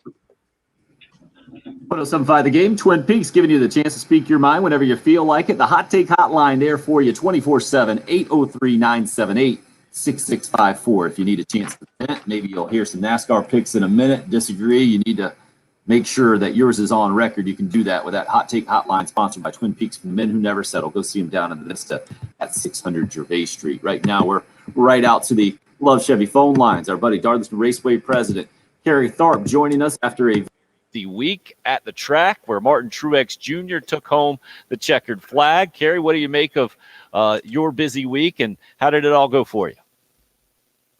Well, I tell you, it went extremely well. Anytime you had weather like we had, it's a real plus. I mean, it was beautiful Chamber of Commerce weather, like I like to say, and just had 3 great races. Friday night, the truck race, Saturday, Xfinity race, and then, of course, Sunday, the Goodyear 400 on Mother's Day. And Martin Truex Jr. just, he whipped everybody's butt on Sunday. He really did. He just had a great car. He led about 240, not making any mistakes. And really, he came out of that pretty unscathed. His car was pretty clean after that race. And so, but all in all, a great weekend. It was good to have fans back on property. And, I think a good time was had by all. And the first of 2 events at Darlington this year. Bill was nodding his head as you're talking about Martin Truex Jr. Unfortunately, he picked him to win the thing. Look, I'll say this, and Kerry, you're right. He dominated. I had something. We did some Mother's Day stuff on Sunday, and I didn't get in until there was about 75. Jen and I were texting. It sounded like Jen had a phenomenal Mother's Day. She told me what she was doing and said she was getting home for the race, and I didn't get back. It was about 75. There was about 75 laps remaining, and you guys don't know how hard it was for me to sit there and not put out a tweet or send Jen a text when I saw Truex was winning. And Jen, you have no clue. You're right. I thought it was fun, man. The run that Kyle Larson made at the very end to get almost up on his bumper, and I was learning about racing, and they were coming up on the cars that they had to pass. And the move that Kyle Larson did to split 2 cars there and at least make it a race down the stretch, it was a lot of fun for me to really watch that race. And you're right, Truex Jr., how close he was going up to the wall each and every time he was going around the curves. I thought it was, even though he led for so many laps and wasn't really challenged throughout it, I thought it was an awesome race. And you're right, the crowd being there, I even mentioned in a tweet, flipping over right after that to a Braves game. great race, man. I thought y'all did an awesome job, and I thoroughly enjoyed it Sunday afternoon. Well, thank you. Yeah, it was a good crowd that we had on hand, and we got great news last Friday when NASCAR announced that our race Labor Day weekend there won't be any restrictions on what our grandstand capacity can be. So that was certainly welcome news. But yeah, we had a nice crowd out here on Sunday, and I think that they enjoyed themselves. The Midway had some merchandise haulers. We had some displays. It was starting to try to get somewhat back to how it's been previously, and certainly when we get back to Labor Day, it will I think resemble much more what we're accustomed to. Looking forward to being there for that. DarlingtonRaceway.com is the place you can go to reserve your tickets right now for that Labor Day weekend. Carrie, we need to get right to the picks now. Fortunately, you're still leading in our picks contest, but now the lead is just by 2 points over Bill. Reggie Anderson, WLTX Sports Director in third, Jen, and a still distant fourth. What's going to happen this weekend at Dover, Carrie? Who's your pick? Well, I tell you, it's one that I kind of tossed and turned about over the last couple of days trying to figure this one out. But I'm going to go with Kyle Larson. I think Kyle is good with this new low downforce package that we're seeing, and he runs pretty good up at Dover. So I'm going to go with Kyle Larson to get to victory lane Sunday afternoon at Dover. That's painful, Carrie. That was my first pick, so I'm going to go Denny Hamlin. Try to play it safe. Good for you. That's not a good pick, actually. This is not Hamlin's week. I'm going to go with a guy who has who got hot here earlier. One win, top fives in his first 7 races. Last 2 years hadn't been good, but I think he is due. Give me old Chase Elliott. He has been hot here. Engine blown in 2019. Had an accident last year. He'll win this year. Chase Elliott this year. That'll do it for our show. At Carrie_Tharp, where you can follow Carrie on Twitter. Thanks for listening to the early game. Carolina head women's basketball coach, and you're listening to the home of the Gamecocks, WNKT FM, Eastover, Columbia, 107.5, The Game.